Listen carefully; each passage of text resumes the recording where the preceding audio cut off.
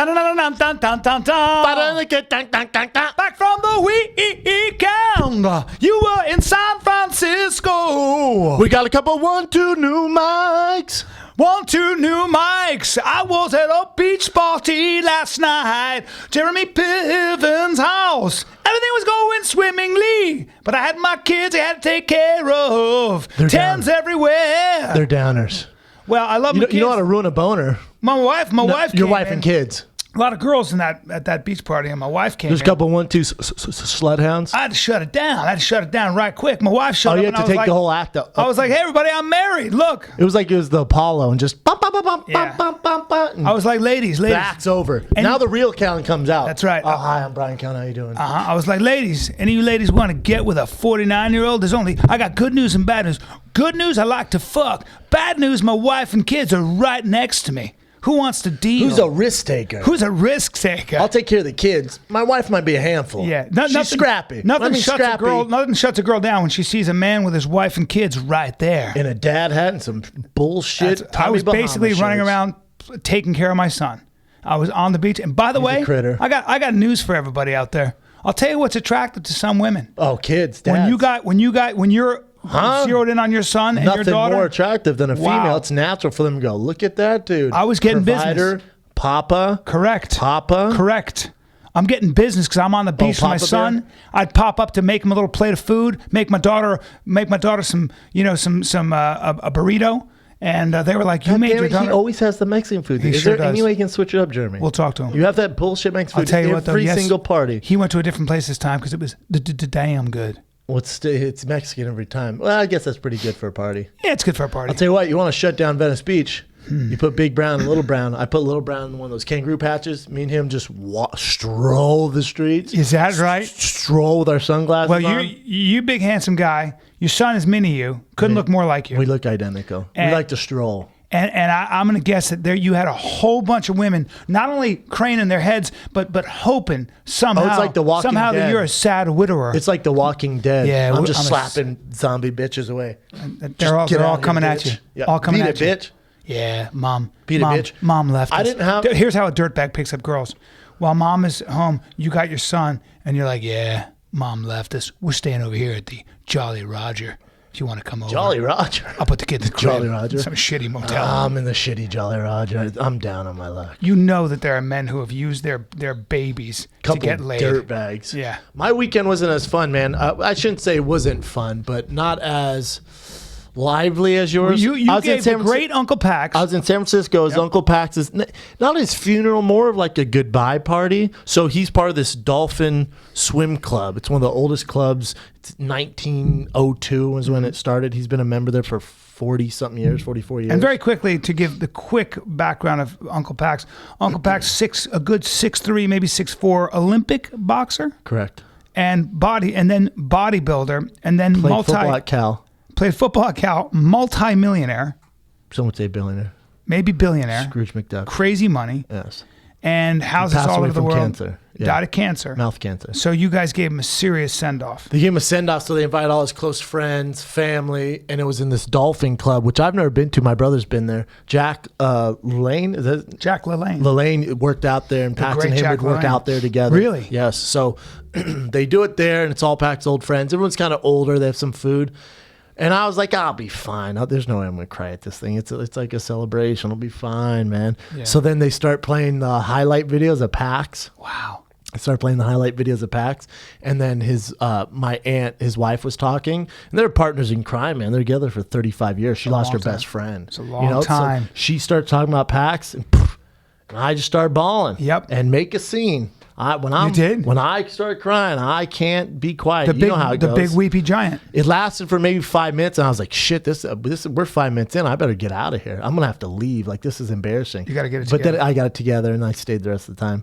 But it was cool because he won he was Mr. Venice, Mr. San Francisco, Mr. Universe, bodybuilder, all this stuff. So he has a jagillion trophies and all this memorabilia and pictures, and my aunt's like, I can't do anything with it. Like, I kept the stuff I want, but then they put all his trophies and pictures, and we're like, for family and friends, put your name on it, you can take it. Wow. So you best believe I got that Mr. Venice trophy. It's a bronze trophy of PAX. Very it's cool. Sick, man. Very cool. It was cool, but I was sitting there having like his business partners come up because he had all these business partners. You know, because he owned a World's Gym, a Gold's Gym. He owned all these buildings, blah, blah, blah. So they had these business partners talking about what kind of dude he was. And the similarities between me and him it's in. I was going to say. Even my aunt's like, you guys were like one in the same. That's very interesting because you're such a fucking businessman. Yeah, he's like, that's why you two got along so well. Because like Pax was a guy where, and you see a common theme. People get up there and say, you know, you knew where you stood with Pax. He's very outgoing and very business minded. If you weren't on that same lane, like he left you behind. Like you literally like just kept on keeping on. He's tough to deal with. I can be tough to deal with. You know this. So, but they had all his business partners talking, and then they had his assistant, who was his assistant for 30-something years. First of all, the fact that he held on to an assistant for that long says a lot about him. Yes. When you see people who keep the same employees around for a long time, there's something good about those people. So his assistant up there talked, and she was so good because she started from PAX when she was basically a kid, 20-something. Damn. And she was talking about all the stories, and she would do all her work, and then she said PAX would handwrite 4 to 5 pages every week on what she needs to do to get better, what she's doing right every week. God damn. Every single week. Really? Would handwrite these letters to her. And at the end, it would be. She said it would be very critical, and like if you were a person who's sensitive, you'd probably quit the job. But at the end, they'd always put, "I'm doing this because I love you, Pax. I'm doing this because I love you, Pax." And I'd always say that because he was making a better employee all the time. Yeah, and so there's a common theme with everyone on how Pax like. I'm doing this because I love you. Yeah. So when Pax came to our comedy show at Cobb's, was the last time I saw him. Is when he came to our comedy show at Cobb's. Mm-hmm. The next, not even a day, I had a 6-page email from him on what I could do better. What? Because he saw everyone. He saw all the comedians. He gave me everything. No, I didn't know that. Oh, yeah. This is the first time I'm hearing that. Yeah, I'll show it to you. Yeah, after a fight, I'd get 6-7 pages from him. Jesus. Yeah. This is a guy, think about what that, like, how giving that is. To say, I'm older, I have some things to say, here's how you can get better, trying to make the world a better place. That's interesting. It was interesting. And then he... Fuck. Yeah, it was just cool hearing everyone's stories and how everyone related to PAX. And then... It's an interesting thing to see somebody's life wrap up that way with all the people that show up. Well, what I was thinking, it was cool sitting there. And then I thought, God, this is how it ends, man. Like, this is... It ends. This is how it ends. Like, we're all going to keep going. Like, after this, I'm thinking about the coffee across the street. Like, the world just keeps rotating and, like... He was a great man. You know how it ended? So Cal to him was dear to his heart. And if I could redo it, I went to Cal. He wanted me to go to Cal. I didn't realize how big of a deal it was to him until I met all these Cal alumni.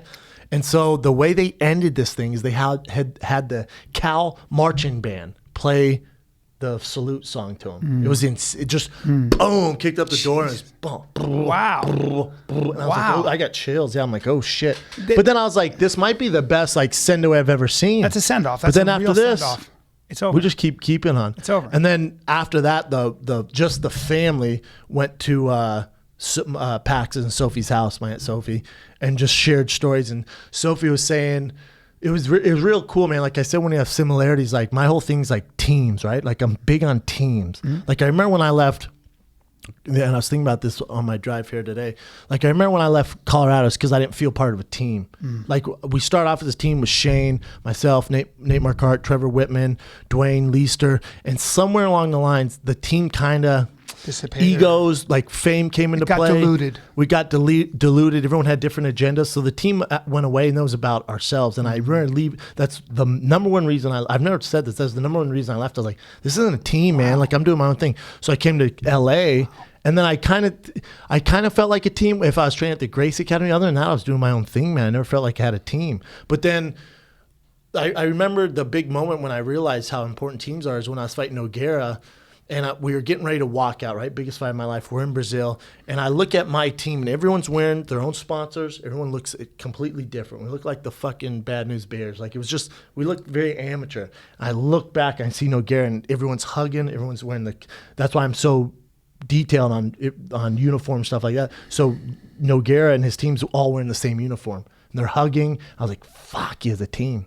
He has a team. You said so that before, reminded me. That was something that got you emotional when you were retiring, because that was the story you told. I don't know if you know that, but that story was the first story I think you told when we announced your retirement. Oh, really? That had a profound effect on you, obviously. Yeah, but then listen alone. this. Check this out. My Uncle Pax, he's in hospice. They know he has maybe a day, 2 left. And his daughter, my aunt Sophie, and then the guy Greg, who was from the hospital taking care of him. There's the 3 of them and then Pax, right? And the 3 of them would rotate and take care of him. Pax was like, he texted everyone and told Sophie, make sure everyone's here today at 1. It's unheard of him to do this. I'm like, what? So I guess all of them come. And he's like, I just want you guys to know is we're a team here. Like, you guys don't have to be here. You guys don't have to shave me, wipe my ass. I know it's miserable, but we're a team. We're a team, man. And he goes, I think the next day he passed. And he was like, I feel like I have a team, and this couldn't go any better. He goes, I know I'm going to die any minute now, but at least I have my team with me. He's like, that's been my whole thing through my whole life. Amazing. It's to the end. And so she said, and I didn't know this, my aunt was reading my email to him the morning he died. Wow. That's so cool. And the email was, insane. So she said he just like looked out, took a breath, and then boom. Wow. Oh, and before he's going to pass, he looks to my Aunt Sophie and goes, he's not a religious person. He's an atheist, kind of. He goes, I'm not sure where I'm headed, but I'm sure as fuck going to find out. And literally, like, minutes later, he passed that. Like, died. He must have known. Yeah, he goes, I don't know where I'm headed. I don't know what's next, but I'm going to fucking find out. I wonder when you're really, like, when do you really die? What is that moment? Like, so they say the dopamine that releases is the same you get from ayahuasca and all that stuff. Wow. It's the same dopamine that releases, but a severe amount. So your body, when it knows it releases that same dopamine. Wow. So that's why so when they refer to the white light, that's what they say. It's that dopamine going, just a rush. Just your a body release, releases, just boom. And but the tyranny went like that. I'm like, fuck, what a badass man. They say that there are two things in life. It's what they say about you when you're alive, and that's one measure of success. And then what they say about you after you pass can sometimes, well, first of all, that's important too, but they're very different things. And in fact, what they say about you when you pass has way less to do with your accomplishments and way more to do with how much you gave and treated and people. how you treated people. And my mother used to always tell me the story about this very wealthy, very successful man that everybody was around all the time because they needed him because he had a lot of money. But he didn't treat people that well. He was always in a position of power, and but he had servants, and he had girlfriends, and he had everybody. He'd throw parties, and everybody would show up.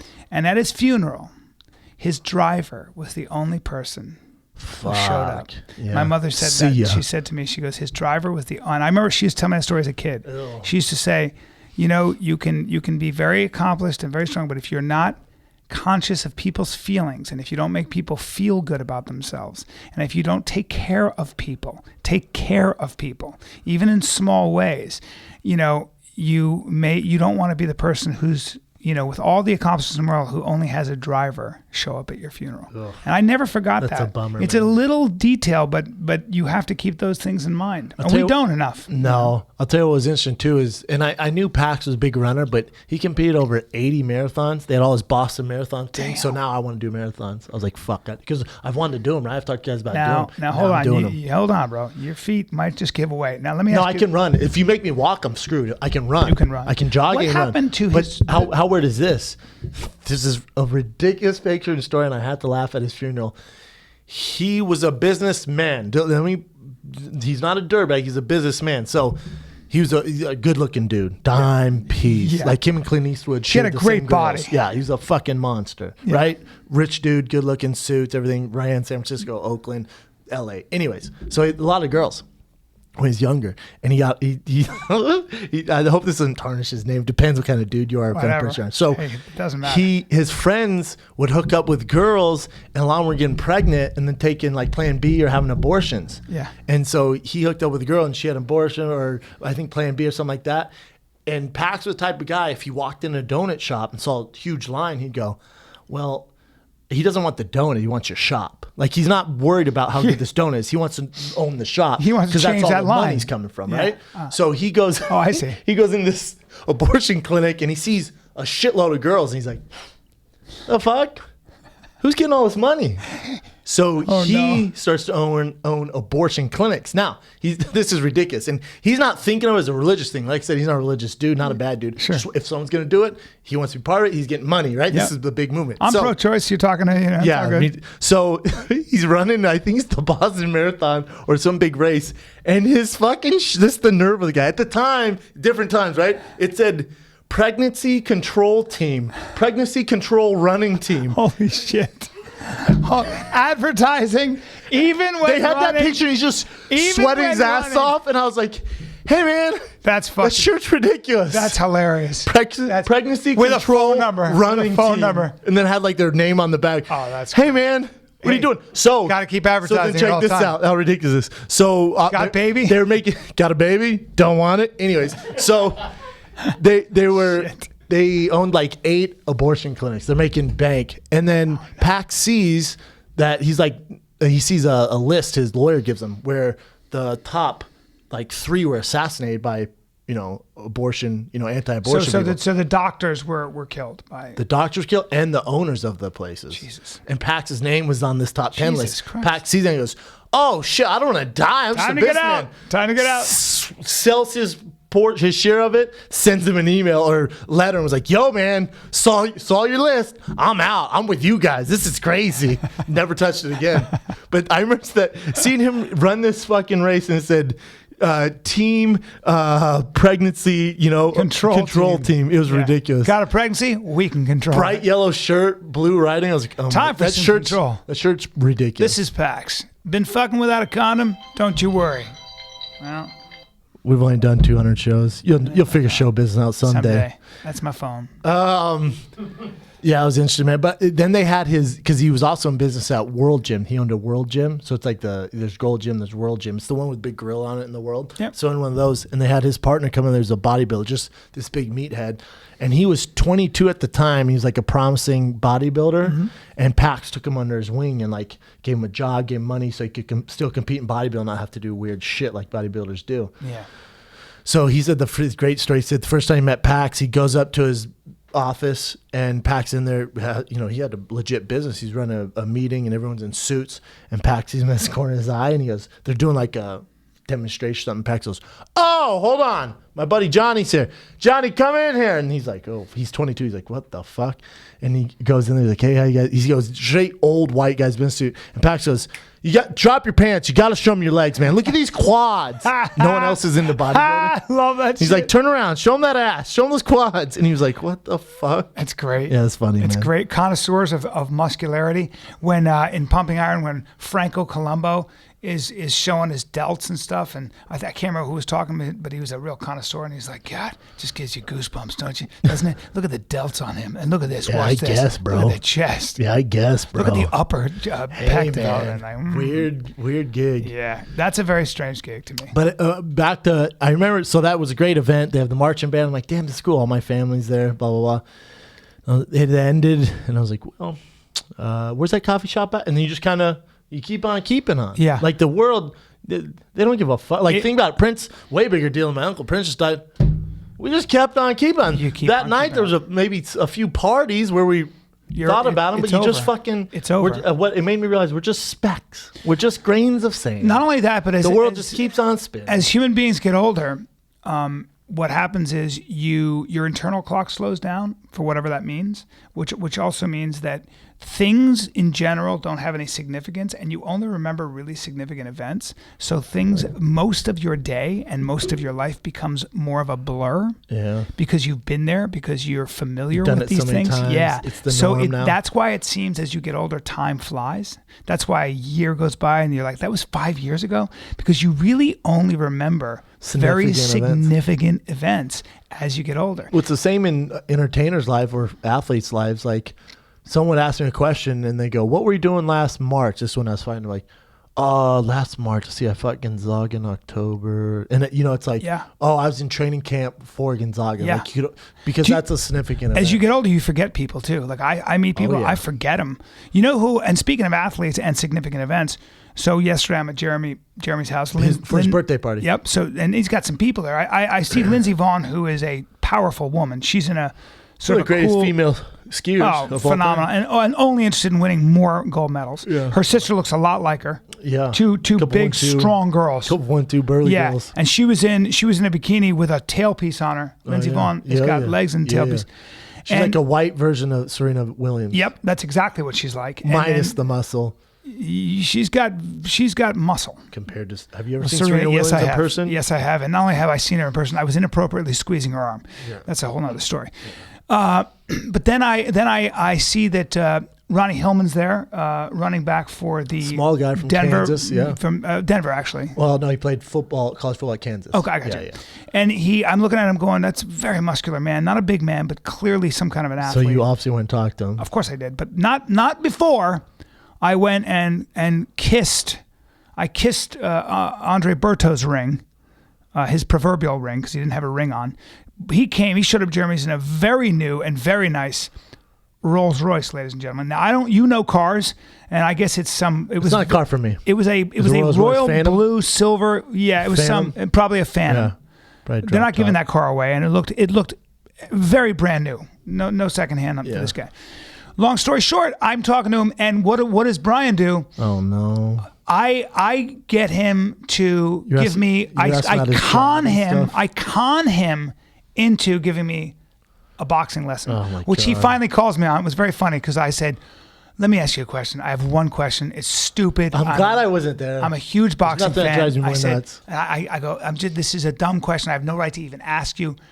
My feet are a little far apart when I spar. They need to be closer. He goes, yeah, it depends. I said, because I'm throwing. And the next thing I know, a boxer can't help himself. Yeah. I'm like, because what I'll do is I'll throw and I'm dipping. And when you guys come up and I'm leading him in. Next thing you know, we're out on the porch and he's giving me showing you a whole lesson. And Ronnie Hillman goes, you getting a lesson from the master, huh? What'd you do? I go, bro, I just started asking questions and I had him out there for an hour and I got myself a private lesson from Andre Berto. Cool guy. What a nice guy. Great fighter.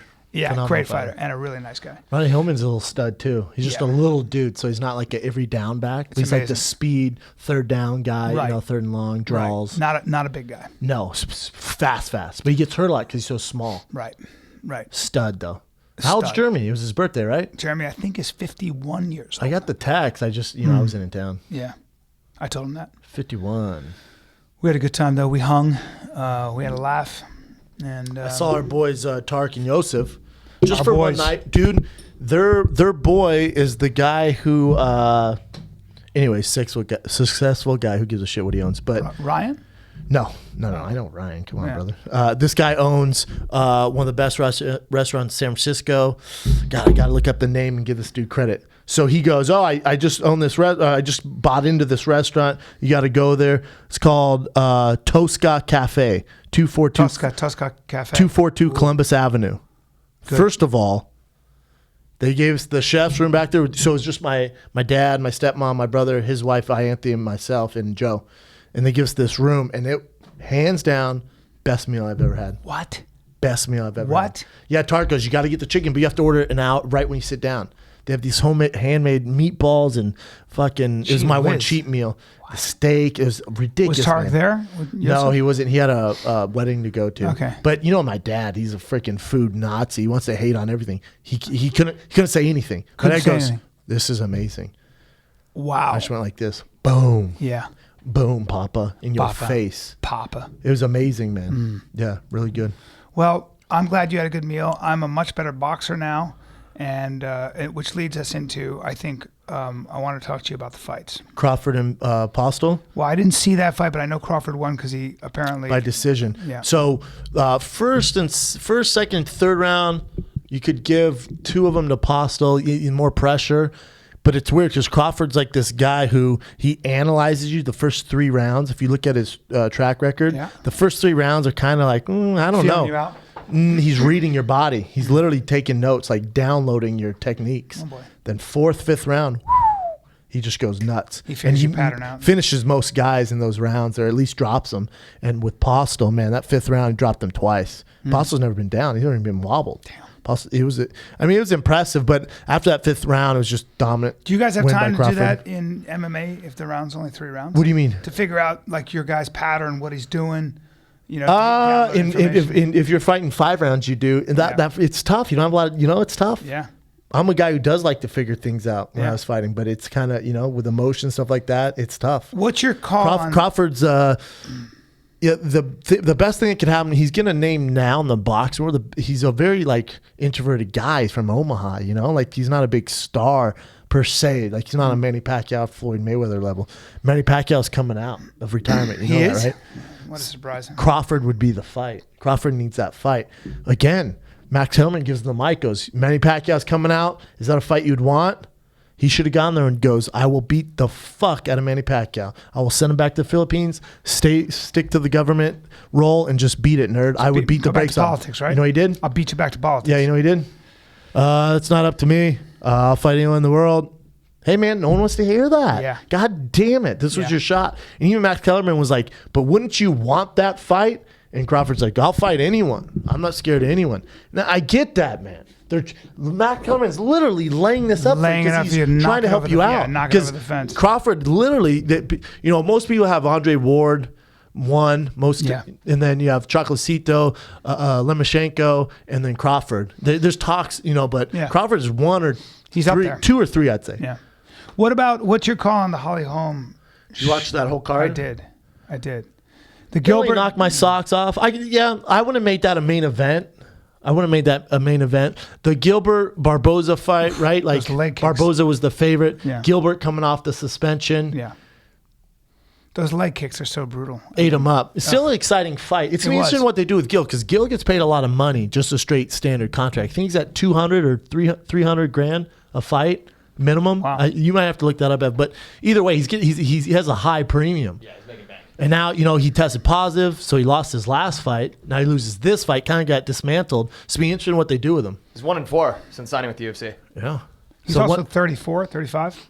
Yeah, but remember, he would get signed so fast by Bellator because him and Scott Coker are very close. Oh, yeah. Very close. I just love watching that guy fight. He always brings it. I know, but you're 1-4. Yeah. So it's tough. Especially when you're paying the premium. Yeah. So I don't know. I'll watch any fight Gil is in. I love Gil. I'm a fan of Gil. Yeah, me too. Barboza was just younger. It was his time. Speed. His speed is so stupid. It's stupid. Those leg kicks were insane. Oh. But I'll tell you who's in more trouble than Gil. Holly. Hold on. Yeah. Holly's in a lot of trouble, man. You look at that fight, and it was the same in the Misha fight. She's so tentative. Now, she's a counter puncher, so you say, well, she's a counter puncher. I get that. But even when the openings are there, she's still not taking advantage. She's a little nervous. There's nerves, but there's hesitation. Mm-hmm. She's not getting off. Then she's getting taken down. Mm-hmm. So something's not connecting there. I don't know what it is, but she doesn't look like a contender right now. She just doesn't. You gave her, maybe 1 or 2 rounds in that fight? Mm-hmm. How'd you have? Just the first round, right? I figured maybe... And it was fairly close outside. Close, right? She was trying to be aggressive, but she was getting countered. She can't go forward. She's a counter puncher. Yeah. Well, Shlemenko's a freaking monster. That's how you say her name, right? Shlemenko? Shevchenko's, world-class stand-up too. Yeah. But then she out-grappled her. That's the issue I have. When I see, because when I see her take her down and out-grapple her, I'm like, well, what's going on? What does she work on in camp? And a lot of people give her shit because she could have sat on the shelf and waited for a bigger fight, but then she takes this fight and she loses. You lose 2 in a row now. Now you look like a flash in the pan. Now you're known as the girl that knocked out Ronda.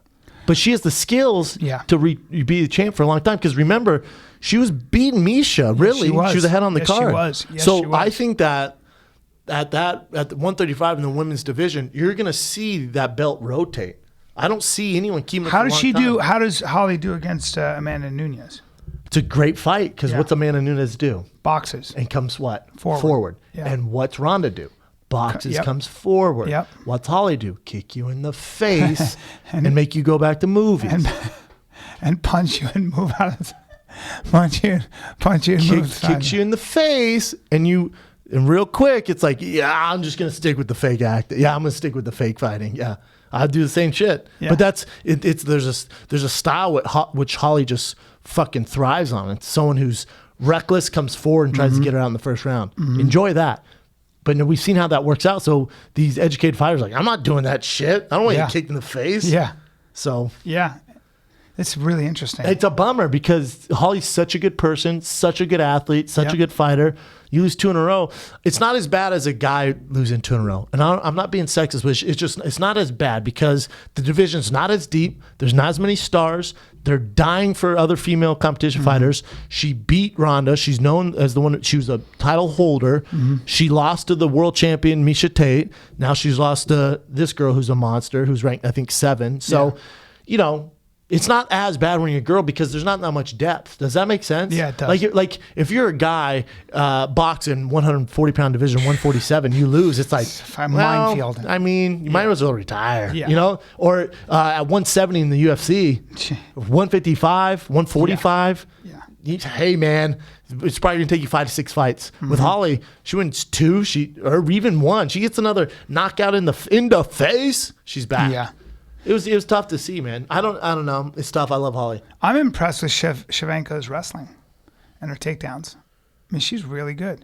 She's a really good wrestler. And I don't know where she learned it. And she trains She's at a 17-time Muay Thai champ, so her clinch is her clinch is filthy McNasty. She's beaten Joanna twice. 3 times. No, I think it's, but she's a lot bigger than Joanna. 3. Yeah, I mean, she's definitely bigger, and it's a different sport too. Yeah, but it's still is right. Impressive. Obviously, her she's clinch is damn really strong. good. She's Joanna damn good. is a fucking nightmare. No one's beaten that girl for a very long time, if ever. And the thing is, it's better for the sport when you have a dominant champ like that. And everyone goes, I saw the tweets when Holly lost, like, oh, I bet Shab's going to talk about how it's bad for business. In the women's division, it's so new, you need legit stars. You need dominant stars. You just do. Look what Ronda did because she was so dominant. Yeah. Now, if Ronda went there, lost, won one, lost one, you don't really have a women's division. Right. She put women on the map. Right. 100%. So you need a dominant champ. Think about Floyd Mayweather, 50-0. Yeah. We tuned in to watch his fights just because we wanted. He was so dominant. Artistry. And dominance. Yeah. Like everyone gravitates towards a winner. Yeah. In the women's division, you keep losing, and it keeps rotating. It's not good. It's like the light heavyweight division. I don't know what's going to happen. How would you stop that? Is there any way? Is there any way to stop that revolving door? No. There's no way. Until someone like a Ronda comes along, but the game's evolving so fast. Yeah. If you're just good at submissions, if you're just good at kickboxing, if you're just good at jiu-jitsu, you're just good at wrestling. A lot of it has to do with how smart your team is too, it feels like. But the game's constantly evolving. Yeah, but if you have a good team who can go, look, this is what her tendency is. You should be over here and doing this. If you have a good team that can break down somebody else's game. Holly would beg to differ. She has the best team. She lost 2 in a row now. Yeah. And she's not very good at jiu-jitsu. She's not very good at wrestling. Yeah. That's kind of new to her, right? That's relatively new to her. She's been fighting for a while. No, I'm saying jiu-jitsu and wrestling. She's been fighting for a while. Yeah. MMA for a while. And she's with some monsters. Yeah. So it depends, man. There's a fight this weekend, though. It's not getting a lot of attention. It's not. No, not yet. You're talking about the Woodley... Yes. We got a welterweight title fight on our hands. Let's get into it. Let's get into it, Ev. Give us the main fights. I've been so busy, I haven't looked at the card, so give us the main card. Or what's the main fights on this?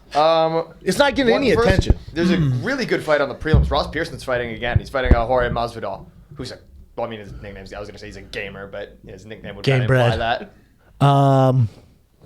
It's a fun fight. It's going to be a barn burner. Oh, yeah. Masvidal's a beast. And then Ross lost to Brooks, right? In a decision on the finale, Ultimate Fighter finale. At 200. Yeah. Who is Masvidal? Yeah, it was. Who was Masvidal's last fight? I'm sorry. Masvidal's last fight? Yeah. We watched it. That guy always gets fucked out of decisions. It's always close fights, right? and he gets loses screwed. a lot of bad decisions. Yeah. That's a tough fight for Ross. Lost the decision to a close one to Lorenz Larkin. That's right. And I had him winning before that, he dropped a split decision to Benson Henderson. Yeah. He's That's a tough fight for Ross, man. I would take Masvidal in that fight. What else you got? Moving to the main card, we got Matt Brown versus Jake Ellenberger. Damn, Jake Ellenberger's... Damn, I had no idea he was still fighting. I love Jake. Yeah, awesome dude. What's he been doing? Just taking time off? Took a little bit of time off. He hasn't fought since Since he got knocked Since out, he got right? KO'd by Thompson, by Wonderboy? That's right. God, that was a while ago. Yeah, that was... Matt Brown versus Jake Ellenberger? Oh, no. Jake lost a decision to Tarek Saffiedine. Oh, that's right. Yeah. So Jake versus Matt Brown. But that was in January, so it's been a good 6 months. It's been 6. Well, that's not too bad. Not too bad. That's an interesting fight. Matt Brown is a tough guy to bet against in this. He's just... Jake just hasn't... I love Jake. Love Jake. It's a tough fight for him matchup-wise. Jake, the thing that Jake has... Jake has the power. Like a big wrestling and power advantage. I was going to say, he's got really good power. He just hasn't looked that great. Yeah. If you go based off octagon wins and octagon performances, he just hasn't looked... Jake just has been off lately. Granted, it's Wonderboy Thompson and Saffiedine, but Matt Brown's a motherfucker, man. It's a tough fight. The only thing, though, is if Matt Brown's been beating better people, too. He likes to brawl, though. He likes to get in there. He likes to grind. He grinds. And, Jake it will catch you if you're not careful. Hook. You get close with that, yeah. It's just Matt's beat better people. Yeah. I'm rooting for Jake, though. It's tough. I got Matt. I like Jake, but I got my brain says Matt, my heart says Jake. Yeah. Stylistically, Jake hasn't fought anyone like Matt in forever. No. This is gonna be a pretty interesting fight. It's interesting too. Like we talk about Jake's wrestling. Everyone knows he didn't wrestle in college, correct? Yeah. I did not know that. I didn't. Me and him were talking about that because everyone talks about I'm a great wrestler. He's like, I never wrestled in college. Like I worked out with some of the Nebraska team, but he goes, I swam a lot. Yeah, he's a good wrestler though. He's good, but he's not like decorated like Woodley or something. Not high level pedigree. We're not talking like Cormier or anything. No, he didn't wrestle in college. No, that's significant. Yeah. What else you got, Ev? Well, you've done a bunch of fight companions with McCall, so I feel like I should ask you about that one. Ian McCall's fighting. It's been a while since he fought. Because of his hand. He's fighting Justin Scoggins. Yeah, his robo-bionic hand that he has. Can't even make a fist. I don't know. I didn't know that. Has that been a long time? No, I wasn't. No. Yeah, he like it's like this. Like you can't really make a fist. Oh well, that's not good. I was talking to Donald Cerrone. He was talking about his wrists. He was like, "Dude, right now." I was like, "Do you walk around with injuries?" He was like, "I'm injured." He's fucking constantly. Yeah. He's like, "My wrist. I can't bend my wrist." Oh yeah. I was like, Jesus Christ. Yeah. Ian McCall. I'm obviously rooting for Ian. That's my boy. He just has a lot of injuries. He's had a ton of injuries. Ton of injuries. Any prediction for that fight, though? McCall Scoggins? Ian by TKO second round. There you go.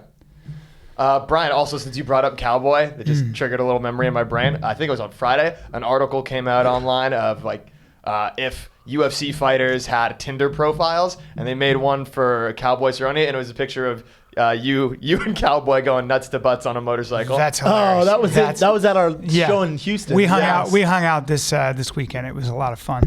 And he was in his cowboy hat. He's looking thick. He's got some muscle on him. He fights Story soon, right? He fights Story on the McGregor card in August. August 20th. Hopefully not too thick.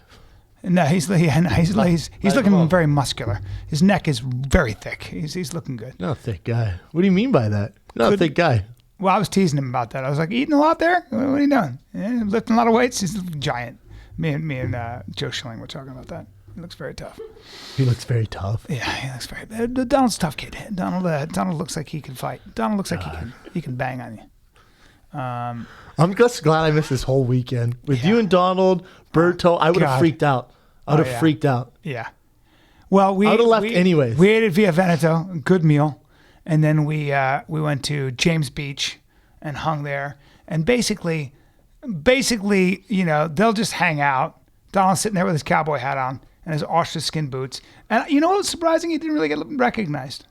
We were just kind of hanging out, talking, drinking beer. And isn't it weird? Because he wears that cowboy hat. Yeah. And it's a peacocking thing where people go, oh, there's Cowboy. Yeah. We're in Marina Del Rey. Not in L.A. There's a guy in a fucking cowboy hat. Not in L.A. That would be Donald Cerrone. I looked at Donald and I go, nobody's recognizing me. He goes, L.A. people, I don't think L.A. people watch fights in L.A. I was like, well, because I've been with him in a lot of places where, people know him. They're going to ask for pictures and stuff like that. Los Angeles is not I feel like at least certain pockets of Los Angeles, like Venice, hipster Venice, is not a big UFC demographic. Venice has Verdum, Ronda, myself. But I mean, Venice is a big deal. fans are fans in there. You know what I mean? So people live there, but are big fans living in Venice. I would beg to differ. See, I disagree. I would say so. Hollywood's just not a very. It's just not. Donald's also not. I love Donald. Donald's also not Conor McGregor. Like there's not. But he's pretty standoutish. I mean, he is. He wears Donald a cowboy. Cerrone, right? He wears a cowboy. Yeah. He's a cowboy. He wears a cowboy. Yeah. Hey, everybody, it's cowboy. Yeah. Damn it. It's like you carrying around a mic. I'm a comedian. You got a mic. Come on. All right, come on, guys. You know this guy. Come on, guys. Yeah, LA's tough, man. I mean, again, but it puts things in perspective. Like, I mean, if Donald was in Albuquerque, Denver, right, certain areas, but UFC stars is different. Yeah, it's different than other sports. Yep.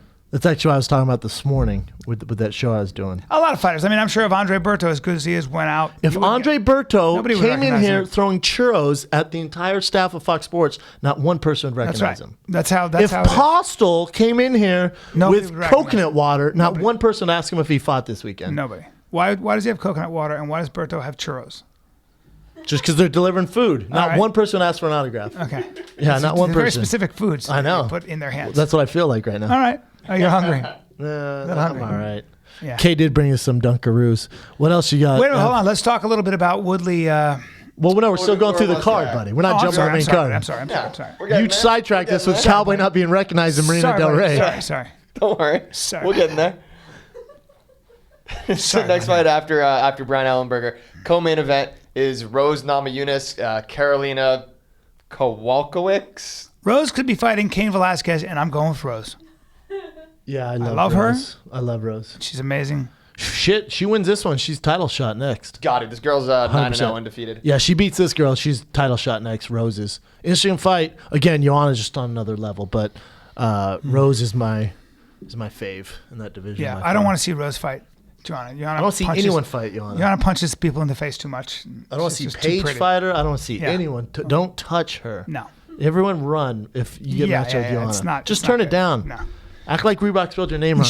When she caught what's her name, the Brazilian with that uppercut. Claudia? Yeah, jab, hadoom, just boom, right on the chin. I was like, oh, God. She's a monster. She's a monster, man. Yeah, well, you don't get the nickname Joanna Violence by being a Joanna? Being a low Joanna Violence. You didn't know that? No. She's got Joanna Champion, obviously JJ, and my favorite, Joanna Violence. I have no idea who coined that, but I saw it on the internet. It was very interesting. It's the only way we're going to refer to her on this show now. Yeah. Joanna Violence. Joanna Violence. It was interesting to see how emotional she was after the fight with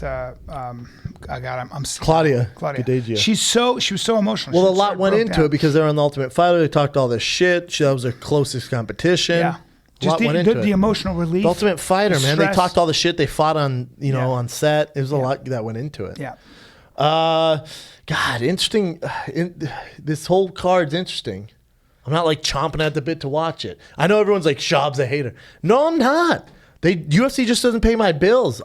If I didn't get pay-per-views for free because of my setup, I would not pay for this card. Yeah. Well, I know it's fucked up to say. I love Rose. I love Jake. I'm not paying to see this card. Are you not excited about Lawler Woodley? If it was on right now, I might end this podcast early. Is that because I mean, I have my point of view on who's going to win that fight. Let's talk about it. Okay. Who do you got, Bryan? Well, obviously I have Robbie Lawler. Now, why? Because he's the favorite and he's a fucking monster. That's not true. No, he is the favorite. Yeah, no, he's the favorite and he's a monster. But so how's that not true? So is Woodley, but that's not why I have. Because this is why I have Robbie Lawler. Then you give us your reason why you have Robbie Lawler. I love Woodley, but at this juncture in the 170-pound division, I don't think Woodley's done enough to get this title shot.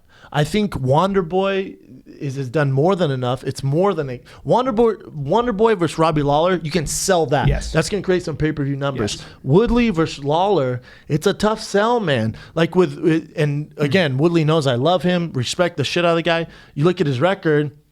He won, I think, a split decision against Kelvin Gastelum, his last fight. Yep. For that, he beat Hung Kung Kim or whatever the fuck it is. Knocked him out. Lost to Rory. Those were his last three. Yeah.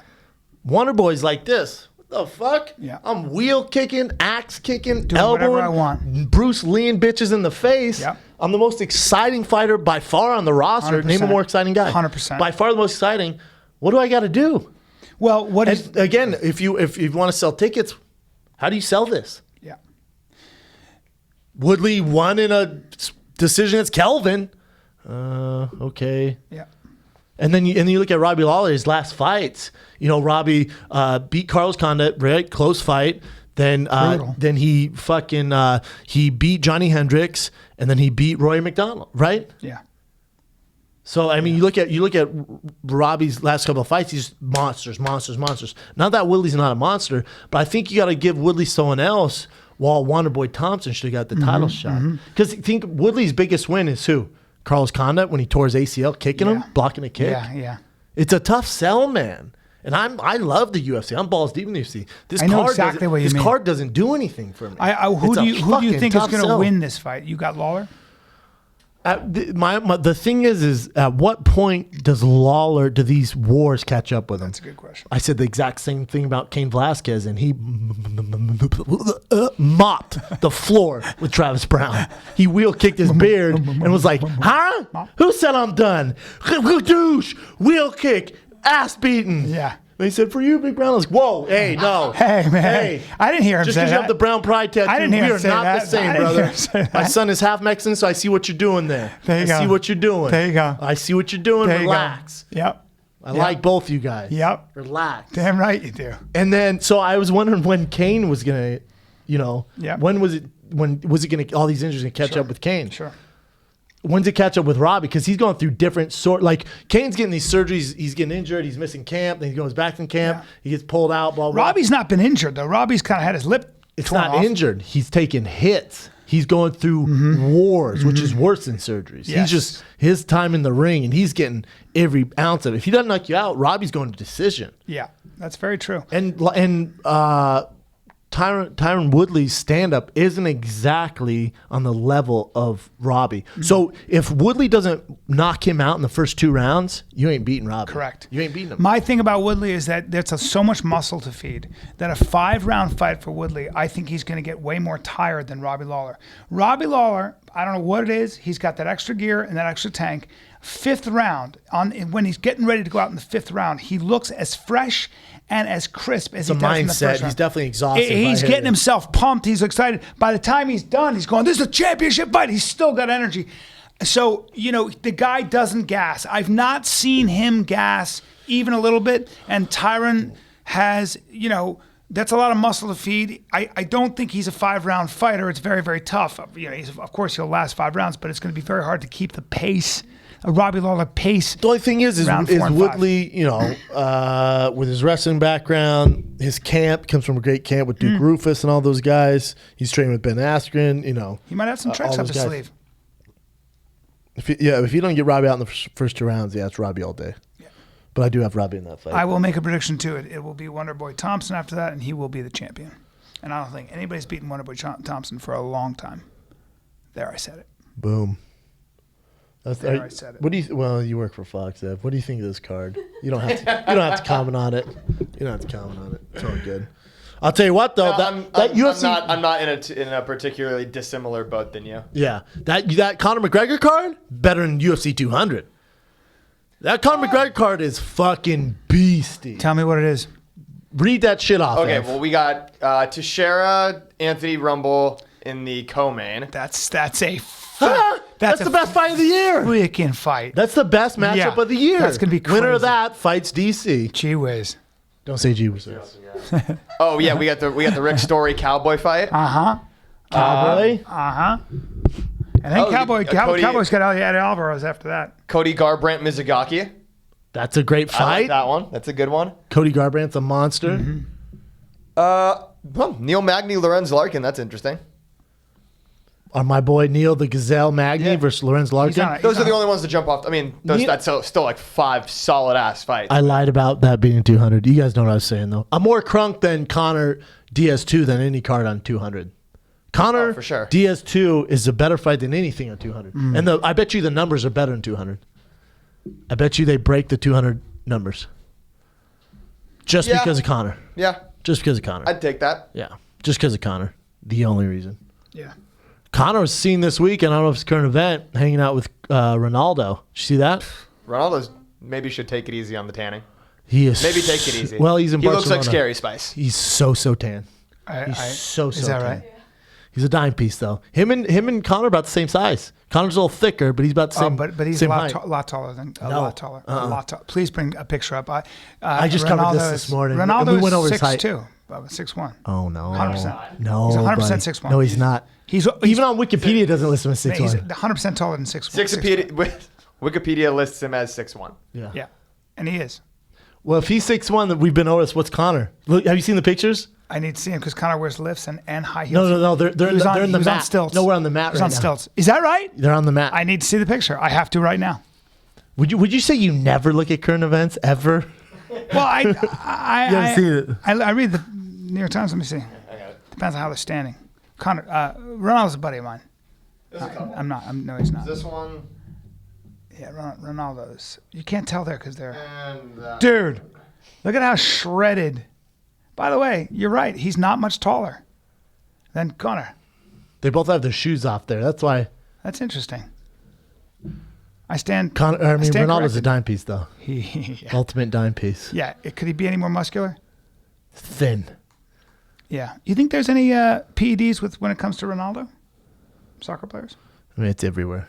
It's everywhere. It's everywhere. Yeah. But yeah, Ronaldo was with them. Then Conor, Ronaldo, they all went to J-Lo's party. Did you see those pictures? Yeah, it's Conor and J-Lo. I had a very famous actor. I had a very famous Hollywood person yesterday telling me that I'm an idiot for not doing HGH and testosterone. And I was like, and they're older. Do I know this they're person? Like, they're like do I know him? Little bit, couple Does years. his name younger. rhyme with molester Pallone? No, but I'm glad you asked. They're a little younger than me, but not much. And then I heard, and I'm not going to say it, but I'm going to talk to you about it later, that they're friends with certain people where they were telling me who was doing steroids as actors. And I was like, God damn it, no wonder he's so goddamn muscular. No wonder he's so muscular. No wonder that actor in that movie, I'm not going to say the name of the movie, but it might rhyme with Red Jewel. And that actor's super muscular. Red Jewel. Yeah, it rhymes with Red Jewel. The movie does. Let's put it together. Red Bed. Man, it was a popular movie. God damn Give it. us another one. Red Jewel. I won't give you another one. I won't. I sure won't. It rhymes with Red Jewel. Was it a recent movie? It sure was. Man, I fucking hate this room. Red Jewel? Yeah. Anyone? Yeah. Red Jewel 1. It rhymes with Yeah. The Red Jewel. Nah, the movie rhymes with Red Jewel. Oh, I got it. What? Yeah, do you? It's Deadpool. Yeah. Way to go, guys. We're stupid. Way to go, guys. Red sorry, Jewel? Yeah. Deadpool? Okay. Deadpool. Can you say like? I don't know. I mean, You know what? Deadpool? You know what? You're right. It wasn't a good enough hint. Red- I'm sorry. it was Red Jewel. My bad, everybody. It was an interesting choice Deadpool? of words for comparison. Red Dead. Yeah. Yeah, Red Dead. those- You know how they kind of sound similar? That was a Jewel pool. That was a Jewel that was a pool. stretch though. Jewel pool. And you never saw the movie. It sure wasn't a stretch, and I did see the movie, And and I loved it. if you didn't think he was on steroids, you're I crazy. obsessed over his body. I was like, how is he that muscular? Come on, Because I brother. remember him and the two girls in the pizza. He was skinny. He was like me. Skinny. And you then never, you never saw him in Van Wilder? See, but now you know. So you're like, for you, you're like, that's I definitely assume steroids. it. Oh yeah. And that is. He does. Why wouldn't you? You're playing a superhero. If I someone guess called so. me right now and was like, hey, Shab, listen, you're going to play this bad guy in the next Batman, but you got to be pretty jacked. Yeah. Okay, cool. What doctor do I go to? I guess I should too. That guy you looks saw good. to suck this dick. I want to look like that. That ain't for you, brother. It's not, is it? The train's passed. Yeah. Hey, look at me. The train's passed. can't be 49. If you had hot dog skin and a vein down your face, that ain't funny. It ain't funny. It isn't. Look at Carrot Top's career. How'd that go for I him? agree with you. I don't want to be super vascular on, it's like. It'd be weird. I think it's just so, not too. you. It's not me. I mean, I'd love to not see me, you buddy. juice to the gill so I could roast the fuck out of you on here every day, but Yeah. it wouldn't be fun. No. And you'd be all like roid raging and shit. Just shut the fuck up. Just freaking out all the time. I have too much energy anyway. Like the other day, It'd be a bummer. Like you get all into lifting, you're like golds all the time, protein farts. Fuck off, And never. then you're fucking like these tights. Gross. And you're telling me about lifting. I wouldn't and be like ISO, that. ISO curls and Don't shit. act like my whole personality would And change. you would for sure. And then you meet another guy who's like a gym rat, who's like fucking. Do you know the only reason I wouldn't do it? I'm terrified that Your it'll nuts shrinking. No, because those things could. You know how your nuts are on the 8th floor. I'd like to see him on 3-2. well it'd tighten up, but you know how. I'd love to see him hit that lobby. Well, you want him hanging even lower? No, Gravity's a no, bitch. I want him to come up. Yeah. Because your nuts. Should I get a nut tuck? A nut lift? Do I need a Because your nut nuts are on the 8th floor. Like I said, I need him 2, 3. You want me to tuck him up? Cinch him up a little. Let's crank him up. Why don't I shorten the skin Like a little bit? if these are your nuts, they're like low like A nut this. tuck. I'd love to see him like this. Nut tuck. Nut up. Nut it up. You want to be able to see when you're behind me and you're close up. You don't like seeing them church bells. I wouldn't call them church bells. It's more like it looks like a slingshot, just like drooping, Yeah. just a lot of skin. Got some low balls. Yeah, That happens. But wait, I was. that's what I'm saying. I want to see maybe if on steroids to lift them up. You don't want to get on because why? Oh, because I'm afraid Chris Benoit. that it'll fuck with my energy. Like I have so much energy now. Like so my wife was telling me the other day. Yeah, you have ADD, like she the goes, worst I've she ever was seen. talking. She goes, he's out of control because my son. The other day, I grabbed my son. He has energy. He has trouble regulating his body. And the other day, I went to bite him, and he bit me. And we're both biting each other at the same time because I had to get energy out. Yeah. And I was going, and he was like, and we were both. And my wife went, oh my God! That's why. No wonder he has problems. You guys are exactly the same because I have. You know I have a lot of energy. You have more energy than I do. That's And for sure. sometimes the other day I looked at my wife and I had slept I had too You much got your sleep. 8 hours. You got your 8 to 10 hours, Bro, I had my good 8 of dude 7.5 for me, and then I got coffee in me. You better You watch got a the nice fuck espresso, and you had a rock hard boner, and your balls somebody's were on the getting lobby. fucked or bitten or something's gonna happen. And I looked at my wife and I went, and she was all peaceful, and I said, go, "Open your I went, fucking mouth." I went, "Nah." And she goes, oh no, and I go, I'm gonna bite you somewhere, and I bit her right on the calf because I had to get my teeth on her calf. I didn't know what else to do with my energy. You're worried if you took steroids, you have more energy? I think no, or it would fuck with my endocrine system and my thyroid, and I would upset the balance that I have, And then you'd just be normal, dude. and I might lose my energy. It might be bad for me or I'd have to be dependent on it. Because a lot of times, right? Correct me if I'm wrong. If you are on TRT and you go off, your body gets jumbled and has to compensate. It's not a bad thing though, because most of the time, like depression, all that stuff is usually when guys hit 40, their testosterone dives. Yeah. And that's because of testosterone. They have depression, low energy, no sex My drive. dick could cut a diamond. Balls are down to My the dick could third cut a floor. diamond. I'll fuck every day, and a cat couldn't. I'm just scratch. saying, tighten up your ball sack. Right. I don't Maybe need you just cinch it up. Yeah. My piece, though, Propecia, I love it. Don't take Propecia. Have My you been dick- taking it? Yes. My dick could fucking clang a church bell. One of those heavy ones, the thick metal Talking ones. about like one of those Philly bells? I'm talking about the Philly Liberty Philly Bell. Bell? I'm talking about the Liberty Bell. You take my dick when he's 10 hut, and I'll switch my hips and I'll clang that fucker. So you put Bryan on TRT. The first thing he's doing, you're gonna whip that dick out and slap a bell. I'll probably bang you. Well, Oops, that just popped out. No pun intended. yeah, I don't know if TRT's for you, brother. Here we go, talking about dicks again. We always lead back to that. Gotta do it, buddy. I'm not gonna do it. If I feel I need it someday, I'll do it. Right Maybe now, when you're like 60. yeah. I don't know. You need to get your levels checked out. I think they're high. I'm sure they're high. They say anything about ADD or no? Oh, me? Yeah. I had to stand up in class, dude. What do you mean? How do you not have medication? I never took it. But Do you have some now? My mother would never let me do it, but I kind of accept that because they're willing to throw those they always pills want out to too much medicate these you. days. But I was a candidate for all of it. But I'm creative. It's probably part of being creative. Or I don't know. But I definitely could use. Certainly when I was younger, I think about the amount of time I was so scattered, and that's a function of I had I'm sure real ADD. You have I would say you have real ADD. Yeah. You I'm now at have 49 ADD. getting You're getting a better at handle it. on it. Yeah. You're the best I've ever seen as far as Yeah. what you spend your time on. Yes. Like even 3-4 years ago, you were bad at it. Now you're Very much so. getting way better, which is Well, because I'm realizing that this thing is growing. I'm having so much fun, but it requires a lot of focus. It requires a lot of just knowing. depends where you want to go. Yeah. Yeah. Depends where you want to go. Well, I want it to be good. I don't want. You mean great, motherfucker? Yeah, I don't want anything we do to be just okay because it makes me. That's what I hate. Oh. I just hate that. Yeah, we got a lot going on. Like today, Live show. We have our live show. Yeah, Friday, Friday, Saturday, Phoenix. Both shows almost sold out. Get tickets now, tfatk.com. Phoenix, Arizona, stand up live. Booyah. But this morning, I can't name the show that I'm doing yet. I guess I even asked them I was going to take a picture. You shot it first day of shooting. First day of shooting. And it's the first time, because, I'm not nervous for fighting the kid. I'm more excited. This is my comfort zone. My team's here. We've done a jagillion shows. The live shows, I get nervous, but again, it's you and me. You know what I'm saying? We know the flow. And this is the first time where, there's no fighting the kid fans in there. And there's no, so you got to kind of, I guess, reintroduce yourself a little bit or kind of show what you can do, And there's certain subjects. Sure. So it's the first time I've been nervous in a while. That's good. And I was thinking to myself, like, I don't be overbearing. It's weird because I haven't been. Because you want to be with you're with other people.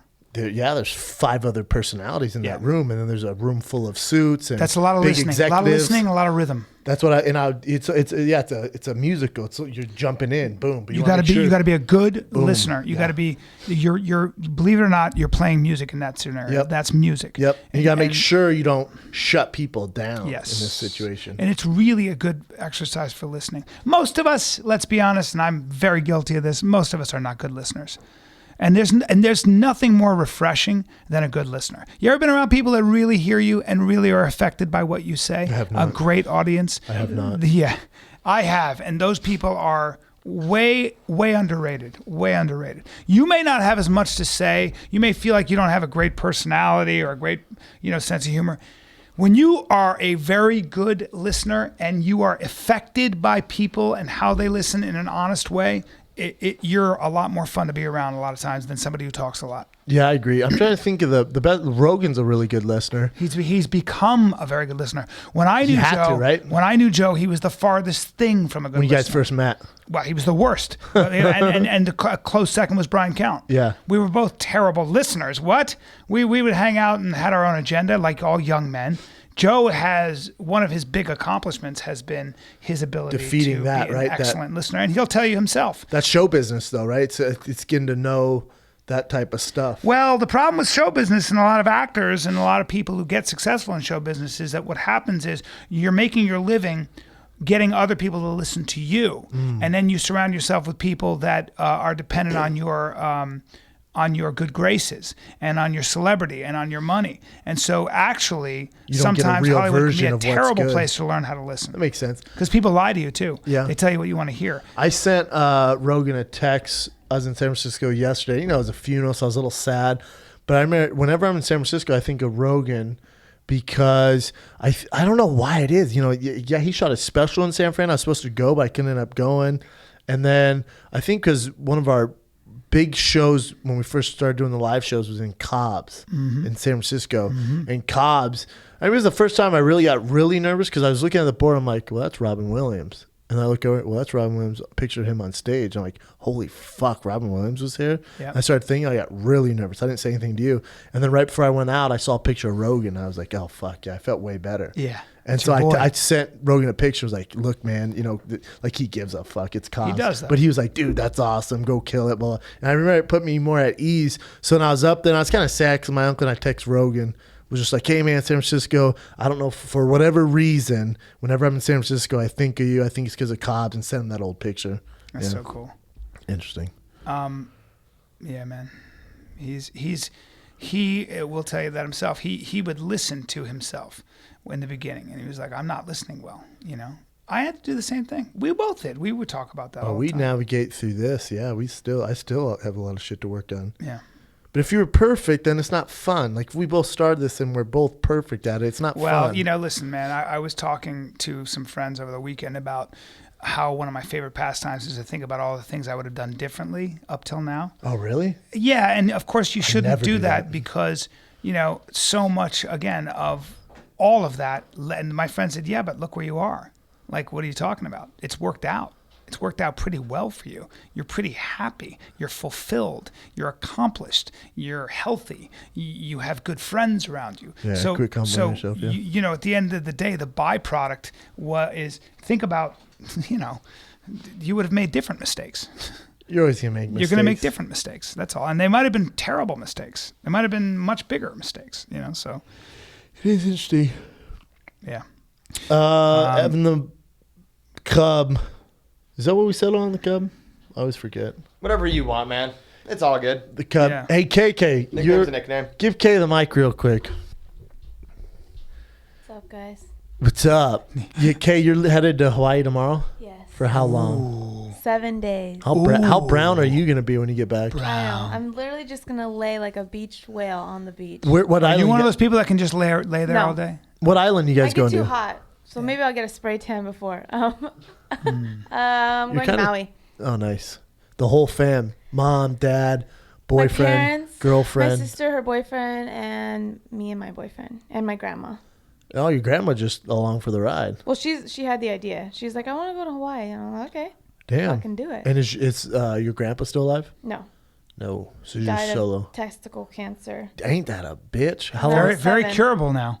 Oh, Do really? you know that? Testicular cancer. Well, he's is one dead, of so the it doesn't matter though, Yeah. huh? Well, Yeah. but listen. Yeah, in he's- the 70s and 80s, young men died of it all the time. It was one of the leading This killers. isn't helping Kay because he's dead. So Sorry. Yeah, he Yeah. died when I was 7. So Yeah. Yeah, that was a long time ago. When was that? Let's do the math on Kay's that. 24, 5. 25. 25. So that was 19 years ago. Boom.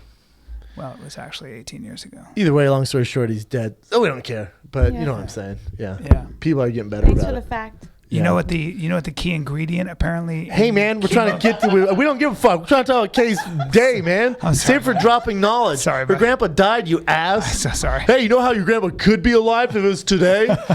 God, man. With platinum and the chemotherapy. Keep going. You guys are gone for how long, Kay? 7 days. And then when you get back, you want to release the women's gear you've been Yes. working on? Yeah, so I get back on Tuesday, and so we can release. When you it get back, we'll Wednesday. release the women's gear, the keto shirts, the dad hats, I really like what and you designed. the Thanks, I'm excited Abbott Kenny about it. tanks. That's what we Really got. good design. I very Thank much you. like it. And as you guys are listening, this just reminds me. Today's the last day, Tuesday. This should come out tonight, but it's Monday. Tuesday's the last day to get the Fire and the Kid Roots of Fight collab tee. Yeah. Collab tee, great tee, It's a great tee. great tee. Got it in my trunk right now. We will never work with anyone again. We're doing it just on our own. We'll never work with anyone again I got you. for many of reasons. Just because I like to, I don't. Not that there's any issue with it, but it's pre-sale. I don't like doing pre-sales, first of all. And then, I'm as honest as you guys want. I'm sure Roots Fight and this Represent Company don't want to talk about this. But the thing is people ask to do collabs all the time. It's tough because Shark Eyes, Doll Smile, and Special K don't handle it. So it's not our customer service. You know what I'm saying? So I just don't like that. Yeah. There's nothing wrong with it. It's great tea. Me and Jesse designed the tea, but there's just... You just want to do it on your own. Yeah. You want control. Yep. Not even control. I just want of our expectations. You know what I'm saying? Like I see people like, dude, why I have to wait so long for shirts? I'm like, yeah, I wouldn't wear that shit either. Yeah. You got to wait so long. Should be boom, boom. Boom, boom. That's our game plan usually, right? Why don't we name our company Boom Boom? Boom, boom, pow, pow. Yeah. Just All right, let's go to have fun in Hawaii. before KK. we get into current events, man, I got to just say that I sleep well. And I'll tell you why. Why do you think I sleep well, dude? Because your nuts hang down to the ground. Okay, yes, but no. No, I do have a lot of testosterone, what helps you sleep. Yeah, I know. Because I figure you got so much sleep that your testosterone's so high. Yeah. It's because you're sleeping on, I don't know, 30 angels. You know what, dude?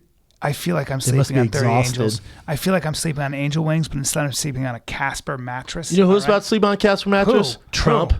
When What? he gets into the White House, because even presidents wear those, sleep on those mattresses. Whether you're the president or not, or Trump, there's a risk-free trial and return policy. You can sleep on a Casper mattress for 100 days with free delivery to the U.S. and Canada. You and I both had our mattresses delivered in that tight little box. Take it up to Talking your about room. that state-of-the-art box, and Yep. you just release the box. And it goes, Release the box and it goes, doosh, and it opens up. hey, if I'm a bum, why don't I just have them deliver this at a house so I have a mattress? I don't know. They're $500 for a twin size mattress and Oh, that's why. $950 for a king size mattress. Oh, do me a favor. Go find a top of the line mattress that's obsessively engineered the way these are for that price. Please, I'd love to hear about it. All right. We both sleep on one. Yeah, and then you can get $50 toward the mattress purchase by visiting Casper.com/fighter. Casper.com/fighter. Pettis.com/fighter. We're talking about an online retailer of premium mattresses for a fraction of the price. We both sleep on them every night. I'm telling you right now, try it. Long-lasting, supportive comfort. Sleep like a president. Combines premium latex foam with memory foam. It's unbelievable. All right? Can't find 30 angels to support your sleep habits? Look. Enjoy Casper. Risk-free, 100-day period. You can sleep on it. Sleep on it for 100 nights. Casper.com/fighter. What do you got, Ev? First current event I got came straight from you himself. We got another Fighter and the Kid animal attack story to get through. We got a couple of them, actually. I got a surprise one for your ass. Oh, boy. The first one that we're going to talk You got about. a surprise one for that ass. Someone else got attacked? Oh, yeah. Someone's getting attacked every day, it seems like. I've sent you a couple. Is this the crocodile? This is the crocodile. Crocodile attacked an American surfer. Did you open it up yet? That guy. No, I didn't. Do you have the picture available, Ev? I do. His shit looks like the crocodile went, oh, look, a chicken wing in the ocean. This was in Costa Rica? This was Costa Rica? Yeah. My kids were in that water, and I went in. In the ocean? Yep. And I went there, and I go, you know what? Seawater crocodiles, and they're the most aggressive. There are crocodiles in here, and I went there, and I stood by my kids like I was going to do anything. Like I was going to do anything. They'd eat the entire Cain clan with no That's the last time I go to Costa Rica. I'm not kidding about that. It's bad. Oh, you haven't seen it either, Ev? As soon as I saw it, I had to send it to you guys. Let me see that. Graphic Callan. But there's zoom. Oh, well, god dang it. Zoom down, Callan. Oh, man. You know down. what? His foot's turned all the way around. Good Well, douche. Let me see that thing took his foot off. What happened? It let go? You know how this. painful It that did the must old be? alligator roll and then was like, I don't like the way it tastes. Enjoy that fucking So life he's with going one to lose leg. his foot. Oh, that I foot. think he lost his leg. Yeah, that leg's gone. Yeah, that leg's gone, buddy. That leg is gone. Yeah. He lost his leg. I like how the tourniquet's on it, like it's actually stopping something, and then they're just like, fuck it. Yeah, that's awful. What a shitty thing. Surfing, and he must have bumped into it or something. Hell no, he didn't bump into it. Because Crocs don't What do you usually think let go, though. So why did it do that? I highly doubt he bumped into it. Surfing, alligator. Did he kick at it? Did he go, get away from here. Get off my wave, you fucking Croc. Does it say how he got away? His friend came over and beat the shit out of it with bare hands. Wow. That's a real friend. It's a great friend. That's a real friend. Yeah. Guy's friend came over. The alligator's like, fuck this noise, man. I'll go find something easier to eat. Holy moly. Would you do that for me? Hey, you're taking a long time to answer, bro. I don't know, man. I'd know have to what? gauge the crocodile. Bro, how big he is. You're a giant There's no sense in both UFC of us heavyweight. leaving. Well, no, I'm not a UFC heavyweight. Jump dick on its jokes back and drop a choke on that fucker. Absolutely not jumping on its back. I'll give it one good karate chop to those stupid eyes sitting on top of his head. If that doesn't work, You're going to give it a karate chop? just like this. Well, Let that go. sucks. Let go. Let go. No, please No. don't take him. Elbow that fucker. No, please. Then I get all the money from Fire the Kid. Please don't take him. Hey, No, please. This get could on be the back and give him a horrible. concussion. I don't know what you do. You elbow him. You ground him into right. I would definitely hit him, the but water. I don't see how That's not it lets go. They don't usually. You kind of just got to chalk it up as a loss. Dude, a crocodile. Ouch. Oh, my God. Nothing worse to get attacked by. Oh. What else you got, Ev? Next animal attack. Since we might as well just start a TV show where we just pitch animal attack stories. I'd love that. That would be fun. Rogan put up a video. This is how I caught wind of it, of a safari park in Beijing, China. And you can just drive your car straight through like Jurassic Park style. But the animals are, there's seemingly no fences. You go through in your vehicle. So they go through the tiger portion of this safari park. And apparently they got the driver and the passenger got into a little bit of an argument. Passenger says, it's a good idea. I should get out of my car in the middle of a tiger safari park. About 3 seconds later, that bitch is getting dragged off by a tiger. What the fuck were they arguing about? Crazy. Let's not get out of the car. I know things are really bad, and maybe he said something like, I've been banging your sister for the past 3 years. But, unless... I'm not getting out of that car if you were like, Brendan, I got to be honest. Like, what? You're like, I'm a serial killer. I've killed 72 people. I'd rather be with tigers! And I eat them. I'm like, shit. I'd rather be with the tigers! Not a chance. I'm like, Maybe well, she didn't let's think talk they would about it. attack like that. She must be a fucking moron. Yeah, that thing didn't waste any time, by the way. That thing said... She was out of the car for about 10 seconds. Is she walking outside the car? That's faster than a croc would take you.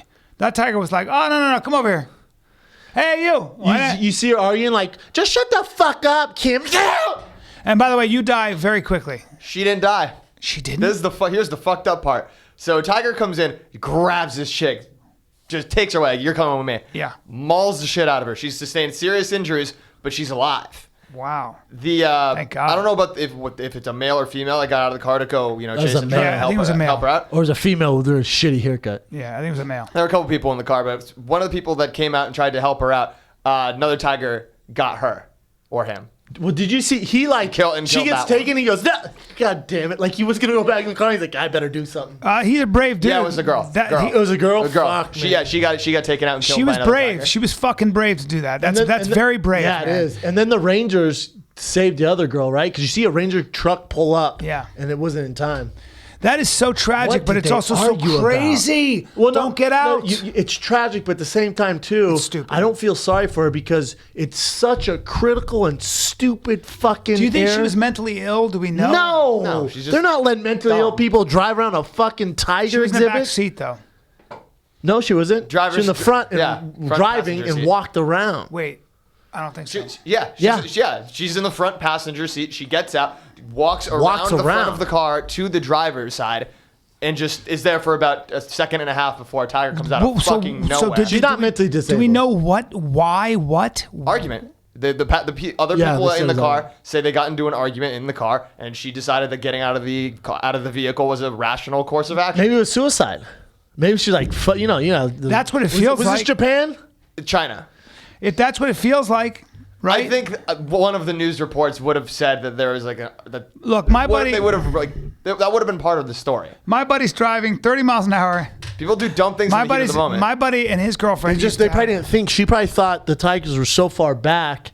Rogan actually brought up a good thing, like a pretty good note in his Instagram post of this video, and he was just saying like we just feel so safe in this like little bubble of a civilization that we're in that sometimes we just fucking forget, even when we're in the middle of a wild safari park, nature. that nature doesn't give a fuck about nature's about your unforgiving. plans You know for who the does afternoon. it? This guy. Yeah. What?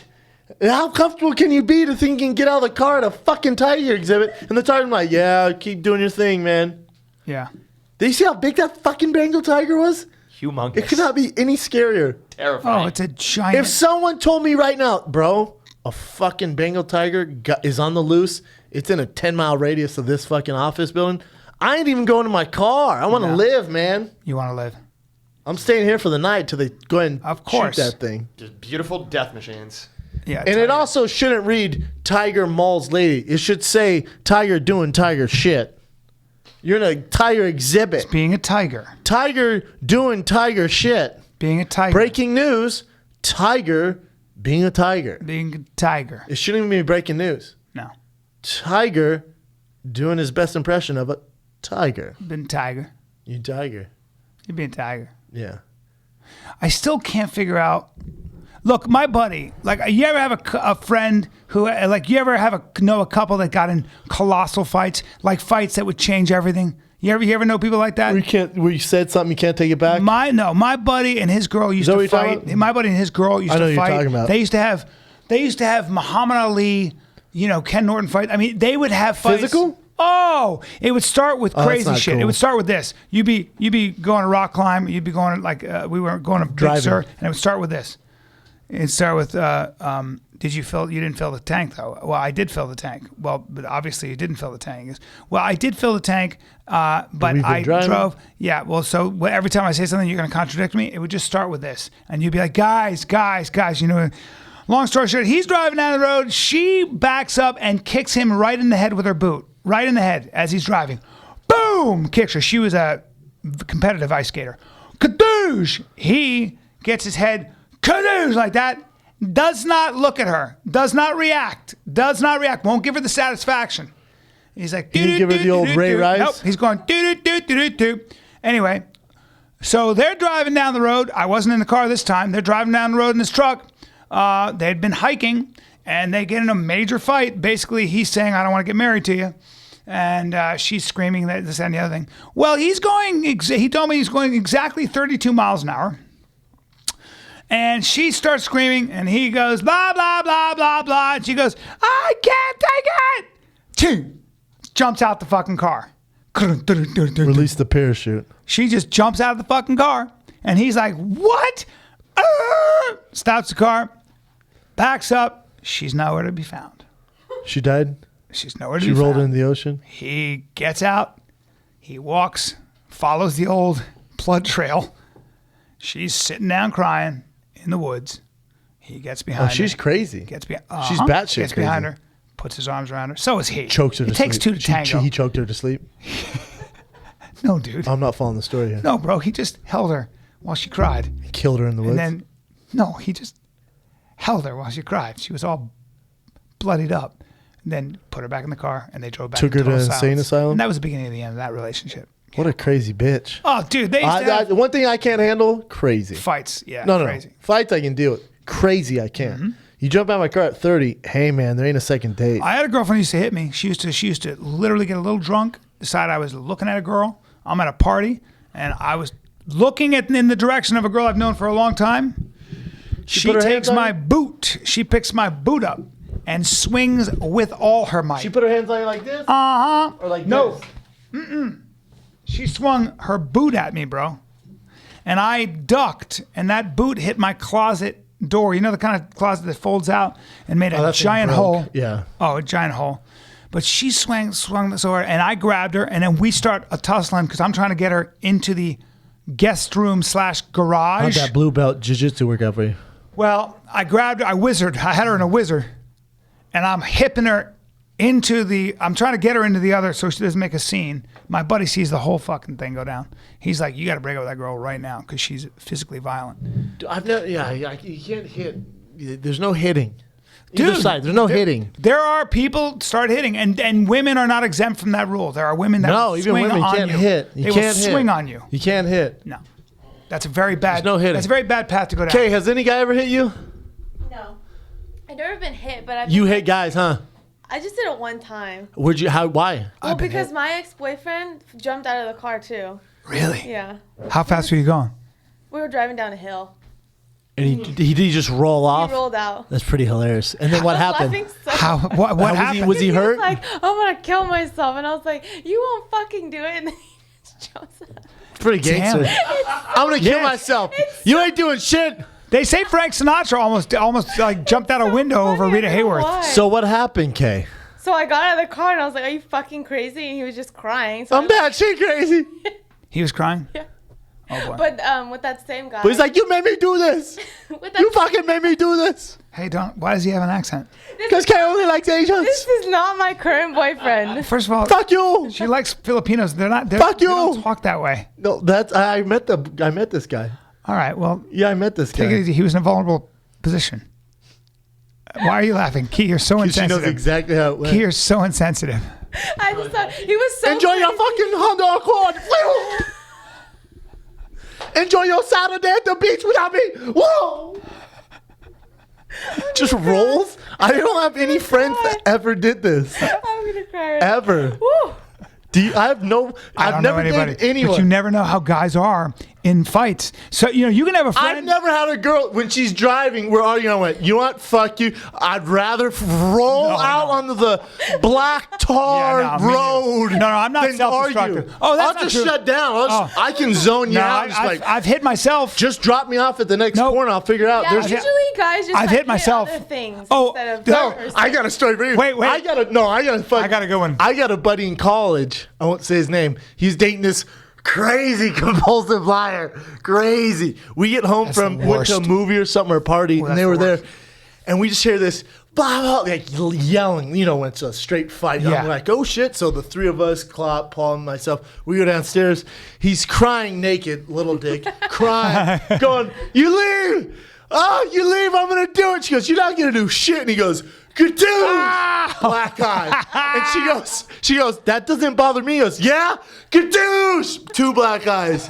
He's like, I can keep going. As his eyes are just swelling shut. And I'm like, what the fuck is going on? And I remember being like, why is his dick so small? And then Then that's on a Saturday night. Because when you're in a fight, your dick shrivels up. The girl's like, see ya, psycho. Two horrible black guys. We have football on Monday. This is at University of Colorado. Black guys in the nub. We have football on Monday, and he goes, hey guys, just tell the coaches I rolled off my motorcycle and I hit my face. And so we're like, yeah, no problem, man. And so we get in the weight room, and our coach goes, what the fuck happened to blah, blah, blah? And we go, looked like he rolled off his motorcycle. That's the best you guys can do? He rolled off his motorcycle and just happened to hit both eyes? I went, He's like, you guys are idiots. Yeah. If you leave, fucking douche. I was like, oh, shit. Douche. Oh, my God.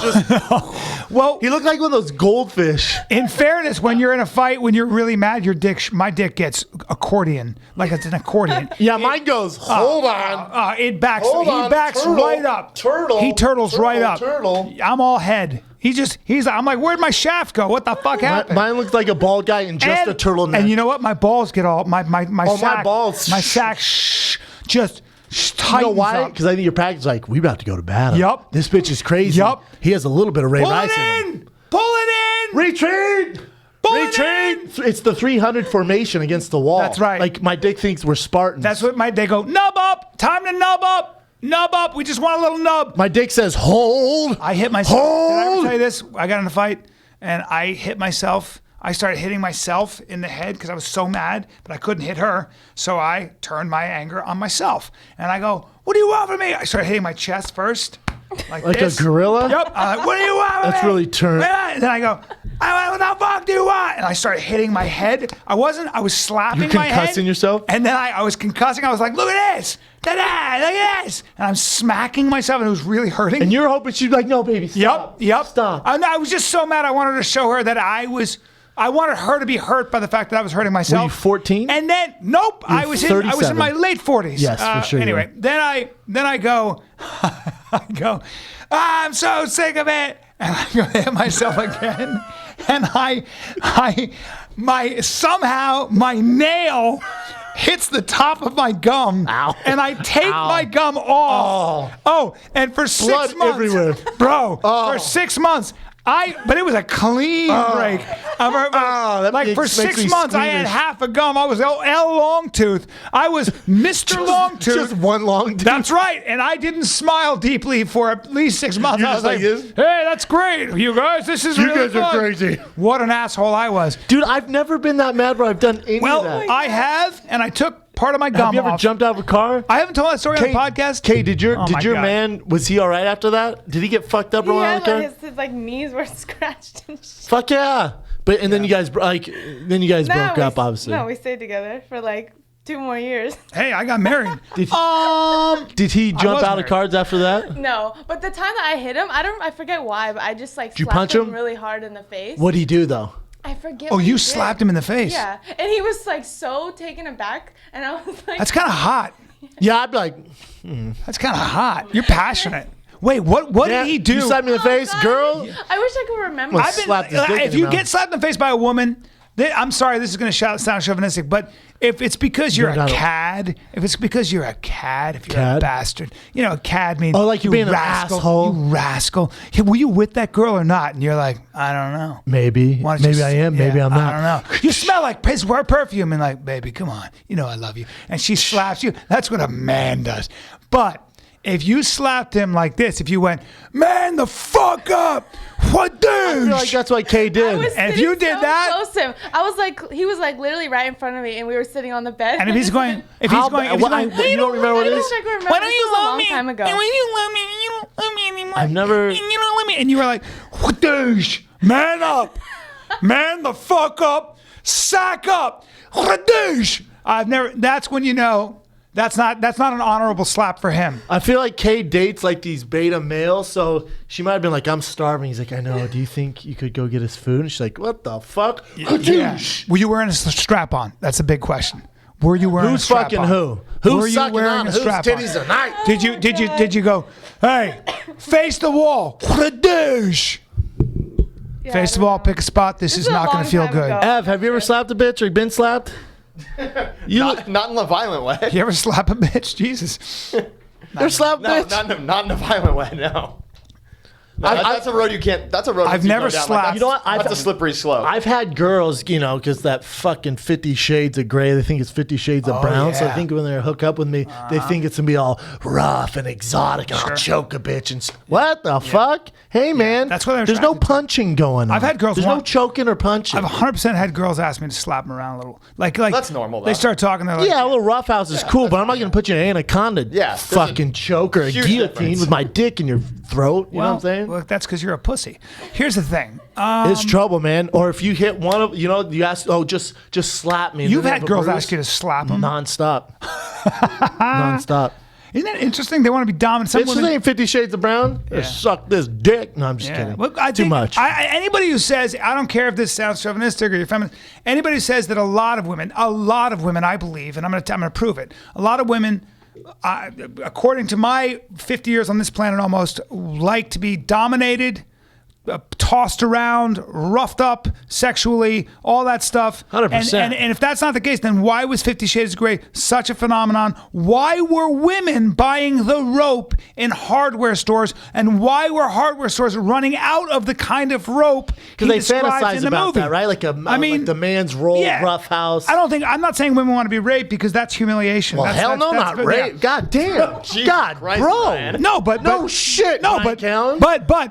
but there are women, if they're into the man, they want to be dominated and they want to be. There's a simulation that they get off on. There's no question. No shit, Captain Obvious. Yeah, well, Very normal, but pretty accepted it's part of politically today's incorrect shit. to talk about, though. I don't think try so. try talking about that on a college campus. Go ahead, see what happens. Bitch, who gives a fuck about college campus? Yeah. Fire the kid. Because they're not being honest. They're not being honest. Yeah, I don't know, man. Have you ever been? said the Have you ever had a obvious. girl try to dominate you, like slap you or choke you? I've had that. Not once. In my past, and I've been like, Not "Hey, once. man, what are you doing?" Oh, you've never gotten the reverse thing? I have. Not once. I know you have, Evan. Yeah. Not into it. No, I'm Have not you ever either. dated a bigger girl and she wants to treat you like a baby? No. I've had a girl. I feel like that, like a real You big, haven't had like, a girl- muscular girl. You haven't had a girl like hold your ankles and wipe your butt? No. Kids have been down that Throw way. you in a diaper and shove a rattler in your mouth? A rattler? No, I mean a Like the fucking baby. pacifier. Yeah. And put a rattler in your hand. Just put me in a giant adult diaper and Do you just ever- get weird? Yeah, she ever say, Go ahead and shit your pants. Go ahead and poo poo. Go ahead and poo. Mommy's here to clean. Little poo poo, bitch. I'm about to drop some logs in this thing. What the fuck you mean, little poo poo? Biohazard! I said a turkey chili for There you breakfast. go. Deal with this poo. Yeah, you clean this up. Of course, there are bitch. people into that. Oh yeah. What other current event you got, Ev? That took a weird turn. Well, when Kay said her homeboy jumped out of the Had car, to know. Jumped out of the Can't car. just let that one go. Case slaps guys. I have Kay to likes say. to slap guys. I'm a little. I'm You slap honestly- me, you're gonna be surprised. Oh, honestly- what the fuck you trying to do? But you know what? If he would have slapped me back, that would have been totally okay too. Like No, that's even. no. To me, I would. Shut up, you guys. Keep going. Yeah, what were you saying? Shut now? up, you. Yeah, go ahead. It's all. I know. Zip. So like, what kind of slap You are just you hear being, Kay? Shake it, shake it, shake it, shake it. The show just takes a toll. It just takes a little break. Oh my god. No, I'm saying like Yeah. I don't know. You mind if I take cocktail while you talk see, about like, this? the double standard. Like if Kay, if you slap me and I slap you with the same force, Well- yo ass ain't gonna remember tomorrow. Obviously. well, It's not the same. But I'm saying like if I get shoved and I shove the guy back, like why is that any different than if it was Because you're a opposite? female and because has testosterone, he's built different. So can if hurt you you. slap him, it's probably not gonna hurt him unless you're just staying a raging pussy. You might be. Let's be honest. If the guy slaps you back, depending on the circumstances, you might be one of two things or both things. You'll have a little more respect and be a little turned on, depending.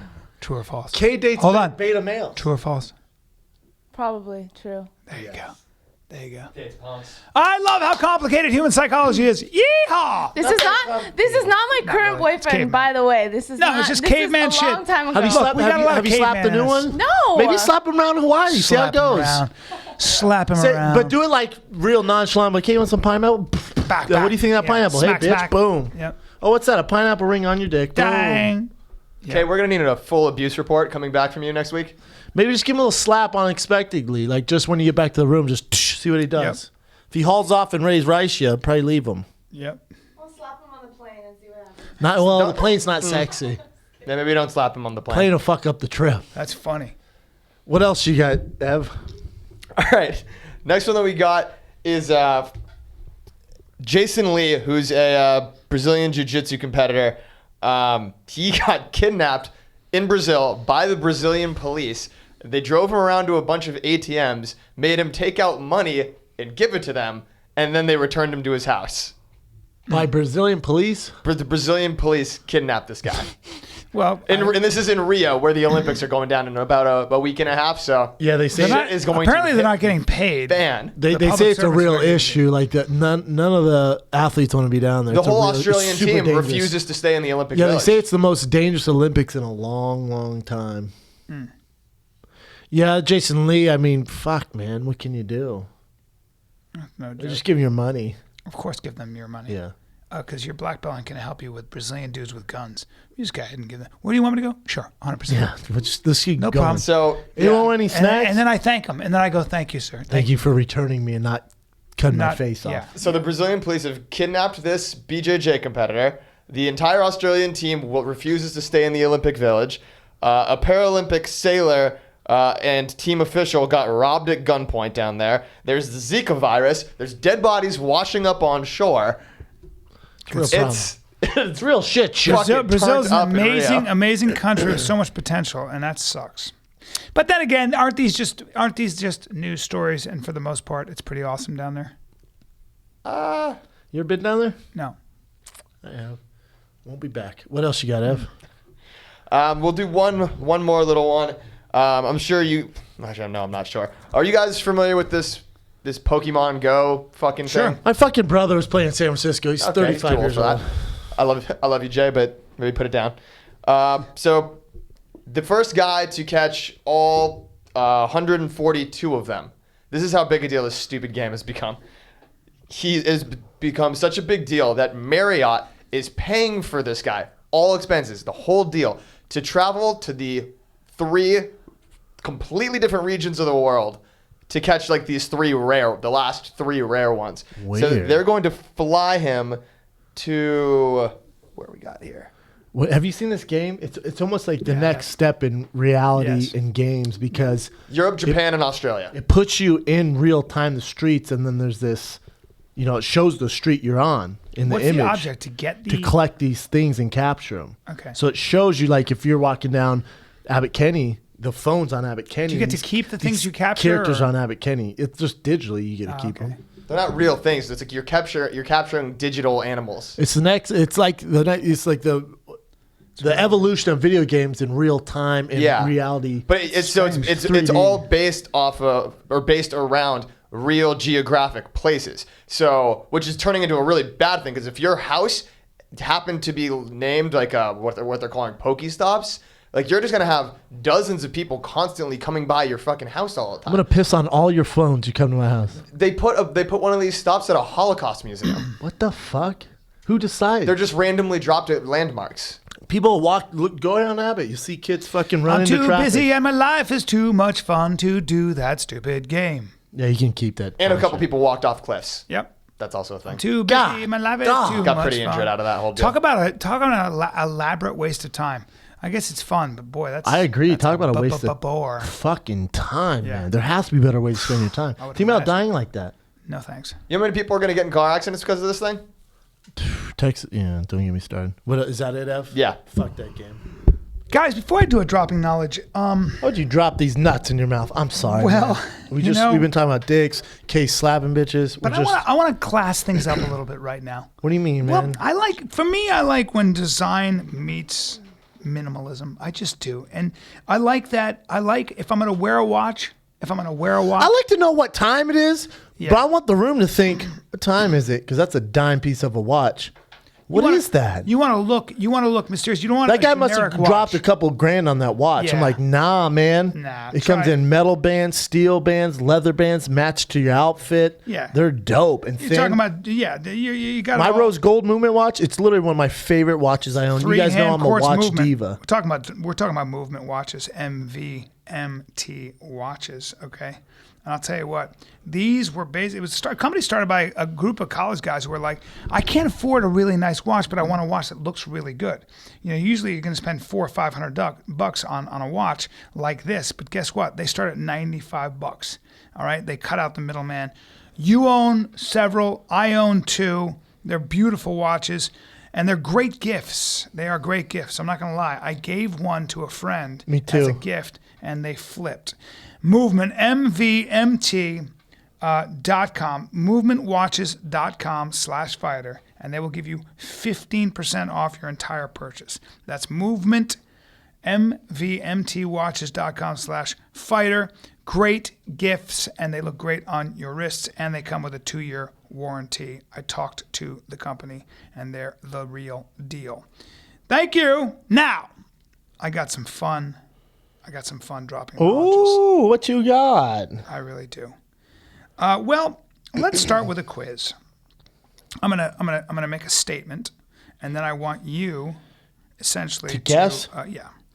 The average woman uses, and this is the blank word. The average woman uses blank in lipstick every 5 years. Whale fat. The average woman goes through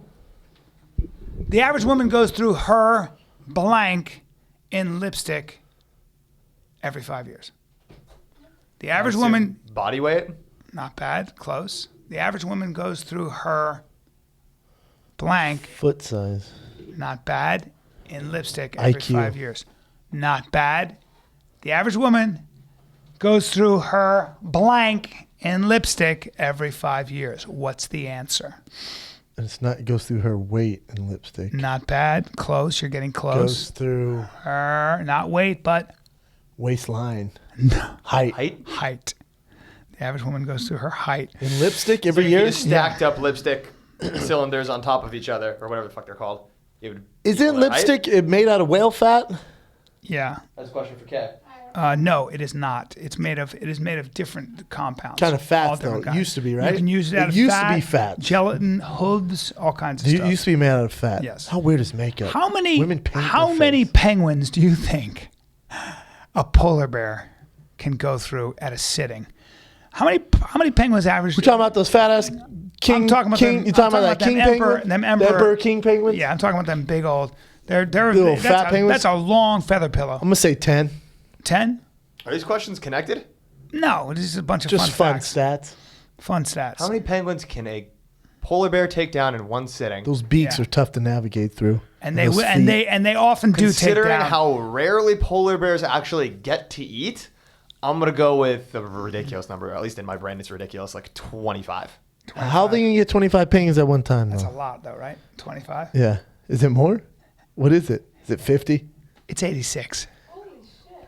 I don't buy this. Well, they'll eat 86 Well, no, penguins. but I know. But is it what the zoo is giving them? 86 Oh, like no. NyQuil'd That's in up the penguins? wild, bro. How are they catching 86 Because penguins? penguins can waddle, and polar bears They're not fast. No, and polar bears will just eat the fucking shit out of all of you. 86? And you're not doing anything because you know what you do when a polar bear comes after you? You can get on your tummy and try to like slide to the water. What a stupid animal. And that's just good eating. What a stupid animal. Yeah.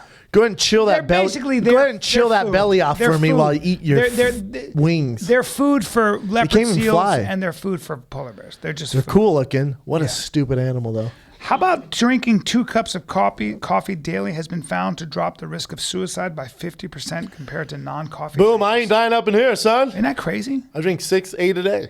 Yeah, I thought that was really interesting. Yeah, no, it's science. So People you that drink 6 to 8 cups of coffee a day? yeah, people drink coffee damn. live longer. It's science. How about It's been this? proven. How about this It's is been a proven. crazy fun fact. And I read this article about this. Giant tarantulas keep tiny frogs as pets. Insects will eat the burrowing tarantula's eggs, so the spiders protect the frogs from predators, and in return, the frogs eat the insects. Brilliant teamwork. Isn't that crazy? So they So it's kind of literally like what whales and what are those fish that attach themselves to whales?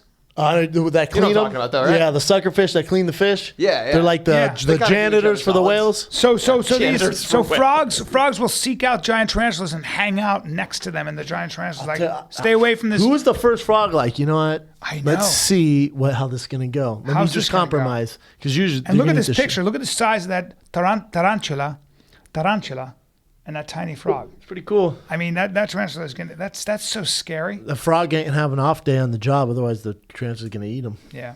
Now, did you know with firing squads, when there's a firing squad, there's always one person. They do two things. That has a blank. So they don't know they killed him. Or they tell you one of you has a blank, or they tell you only one of you has a live round, so that no one really knows for certain whether they shot the So fatal they round. don't live with the guilt. Yep. It's called a conscience round. Yeah. That's pretty cool. Yeah. I just came across all these facts. I was like, I got to drop It's pretty that. interesting. 86 penguins? That's insane. I like the 86? conscience round. Conscious Yeah. round makes sense. Yeah, that's interesting. It's weird, right? The conscience round? I don't have any knowledge to drop, but the newest book I'm reading is called.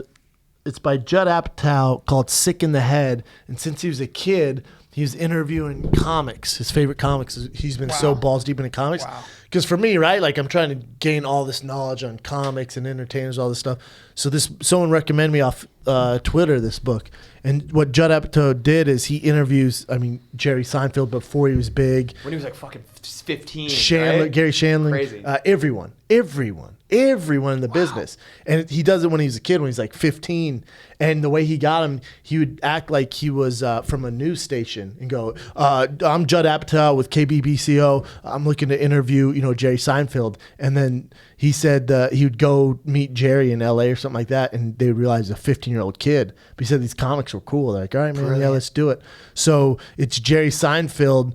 And he's asking him on what helps me is they ask all these guys what their writing strategy is, their creativity, where they're headed, where they think they're headed. And remember, this is Jerry Seinfeld right when he got to LA. So he's known as a big comic. And he goes, what do you want to do? And he goes, acting's easy for me. I guess Jerry Seinfeld was known for being real cocky, which I didn't know. And he was like, Seinfeld always thought it would. I'd love to get your take on this. I meant to talk to you earlier about this, but Jerry Seinfeld was saying how he thinks it's so weird that comics who are constantly throwing away old material. He like Jerry Seinfeld only did like one or two specials because he had this set of materials and he's constantly making that the best that it can be because in his mind, he thought it's not the same people come to see you. It's someone new. And when they see you, it better be the best version of you. They shouldn't see you working on something new. They shouldn't see. So he goes, the comics today, it's weird to me. Like they'll have one set that they know will kill and then they trash that, start all over, and then they'll go do some big theater with this new material that it might be good. Yeah. He goes, but do you want those people walking away going, yeah, it was good? Or do you want to walk away and going, holy shit, that's one of the best I've ever seen? There's a middle ground. I think what happens. That's what he said. He said there's a middle ground where you can do your new stuff, but you should still have that stuff where it's going to make people walk away going, holy shit, that's one of the funniest guys in the world. Louis C.K. always talks about throwing away his material and he comes up with a new hour every year. I think, and I know the best comics, and I think that's too short, and I don't think anybody can do that, including Louis. And I think I don't agree with that. So I do think that you need time. For me, I think every 3 years, I've talked to Bill Burr about this, every 3 years, when you're really, it takes 3 years to really sharpen that 1 hour, depending on how busy you are and what you're doing. And then what happens is you're already writing new stuff naturally. And so you want to get that hour out because you have so much more material. At one point I had 2 hours of, really, really, really strong material. And when I shot my special, I was just bursting at the seams to just get it all out and done. So I thought it was interesting. Judd talks about that with Jerry Seinfeld and with what's Amy Schumer. Yeah. Amy's like, yeah, Jerry's, and then Chris Rock. They asked Chris Rock, and he goes, yeah, Jerry's one of the best comedians of all time, one of the greats. And Jay Leno's the same way. Jay Leno says you have your hits. And then you can go off that, but you always go back to your hits because it might be the first time people see you. I miss my hits. I mean, I don't do that, but I get it. I brought back some It's of an the interesting stuff. concept, though. I haven't heard that because I'm around you, D'Elia, Rogan. Rogan's always working. You're always working. Yeah. And then you see Jerry Seinfeld, and he was very cocky. And this is him when he first came to LA. And it's so interesting because they go, what do you see yourself doing? And he's like, I'll do a sitcom, but it has to be the right one. It really has to be about my life. And he's very cocky. And he goes, acting's very easy to me. It's it's nothing. It's crazy. Not a good actor. It was cool. That's ridiculous. Yeah, so He's good at playing himself. Yeah. Though. You're talking about one of the most successful guys ever in show business. But that had to do with chemistry and other people involved as well. But he wrote the show. Larry. Him and Larry. Yeah, Larry David. But they also had incredible writers. You can't take nothing away from Jerry Seinfeld, though. I'm not, but he's not a good actor at all. He's a terrible actor. And also Jerry, I'm going to say this about Jerry and those comments. In my opinion, and I know a little bit about Jerry's process because I know people from way back who came up with him, and I've had long conversations with people who were club owners and so. When Jerry's very anal about, for example, his first 5 minutes on Carson, he treated it like he was training for a marathon. He would actually go running. They say it's crazy. And he was so meticulous. People like that, from my experience, comics like that, and they're successful, but people like that tend to also be such perfectionists, and also they are also not very good. They're not fast writers. They have a hard time coming up with ideas. This is why I read the book, because I'm around you, right? And you're more of a loosey-goosey, like you work on a different way. But in this book, you can see there's a lot of guys who are like Jerry Seinfeld. Yes. And there's a lot of guys who are like you. Yes. But the thing that I take from it, there's no one way. There's no one way. Because Jerry Seinfeld, I mean, I don't give a fuck if he trains like a marathon for it. He's one of the best comics of all time. He's a legend. You know what I'm saying? But that comes from his work ethic too. Jerry Seinfeld was always doing stand-up, only stand-up. He worked constantly. Oh yeah. And he was meticulous about his 1 hour. You know who's the same as him? It's Jay Leno. Yeah, Jay Leno is very similar. Jay Leno never stopped doing stand-up. He never stops. Never. He never stops. Never. Now, there are other comics that move me more and that make me laugh more, but there's no question that Seinfeld was a great show because of all those people. That's chemistry. But Jerry put himself there because Jerry's such a workhorse. Oh yeah. And by the way, I've had limited contact with him, but I know him. I've had contact with him in the stand-up world. Very supportive of other comics. Very nice and very respectful. So I didn't see any cockiness, but I'm sure to an extent you have to have some. But most people like him. He's a good guy. Fuck yeah, really Jerry good guy, Seinfeld? and Yeah, very lots of P's supportive. and Q's. Very supportive of young comics, and stayed and watched me. Judd, from what I heard, and Judd was really Apatow nice. was talking about how he was in New York when he first got a job there, and there's this comic who came on the stage, and you have a certain set amount of time, and this comic would not get off. This is a young black guy, and there's a heckler, and he's like, "Come on, enough already!" And this guy, I'm gonna tell you the name. It's hilarious. No one really knew him, and Judd said he knew this guy's gonna be special because Judd's 15 or 16. He's like scrubbing dishes, but he was watching this guy go because people were pissed. He's taking so long, so their comics didn't get their time. And he goes, I guess some white guy heckles him. He goes, "Fuck you! I'm 19 and I'm black and my dick's way bigger than yours. I'm not getting off the stage." That was Eddie Murphy. Damn right it was Eddie Murphy. That was a 19-year-old Eddie Murphy. Yep. And he was amazing. By the way, at 19, they couldn't get him off the stage. He was supposed to go up there for 50 minutes and drop an hour at least. Just go. And Eddie Murphy at 19 was killing it. Beast. I trust you. And Judd Apatow is again. I've only had some stand-up now at such the a nice guy. Comedy Store. He's there all the time. Yeah, and I've seen him so do stand-up. accessible and so humble. He's so and brilliant. such a nice guy. You never think you're talking to a guy who's done what he's done. He talks about how his whole process and like how he fell in love with comedy is because as a kid, like he felt like he was always an outcast. Like he came up with this cockiness because he's like, yeah, you guys are different than me. I'm the cool one. Like he was like, a nerd, and he was so into comedy that these guys weren't into it. Then we got to LA, and his roommate was Adam Sandler. Yeah. He teamed up. My buddy Joel. A young Adam Sandler. Yeah. And he said, Adam was talking about how he would walk by and Judd was always writing, nonstop writing. My buddy Joel said that they all knew Judd way before, and they all of them, they were like, he's going to run this town. He just had that thing. They're like, Judd's going to run this town. He was so strategic. He just knew what he was doing. Some people are just smarter, more ambitious. They just are. It's a great. Some people are I'm really halfway good through. businessmen and amazing. strategists and really talented, and Judd is. Oh, yeah. Some people are. Have you seen really his good at stand up? both. I was curious to see what his stand up. Yeah, I've seen his stand up a lot because I do a lot of shows in the same. He's space. He's only at the Comedy Store. It seems like. No, he's at the Improv as well. Is he? Yep, I see him there all the time, and he's good. He's great. I mean, Judd is again. I even said to him, Well, I said, "How are you having time to write?" because you do these movies and stuff. He goes, dude, I'm writing. I write in my car. I write when I stand. I write when I'm. He's just always. He finds the time. He goes, you can always come up with a joke a day if you're disciplined about it. You should. Yeah, this book's incredible though. The interviews and stuff. I'm such a fan of Judd. Let's go to fan questions. But that's the book right now. You guys keep asking. It's Judd Apatow, Sick in the Head. It's a goodie. Let's go to fan questions. Evan the Cub. All right, first fan question. What do you think about Amir Khan calling out Conor McGregor and saying that he could make the transition to MMA easily? Does he have a legit case to argue, or is he still fucked up from that Canelo knockout? Yeah, I think that knockout jumbled some screws loose. He obviously just doesn't respect the sport if he's saying that stuff. Conor would murk him. It's so stupid to even think about. Yeah. Great hands. It's stupid. I don't know what he's going to do. It's different sport. He's going to kick his legs out. It's different. Fight Barbosa. See what happens to your legs. No. Fight an amateur guy on the regional scene at 145 and let me know how it goes.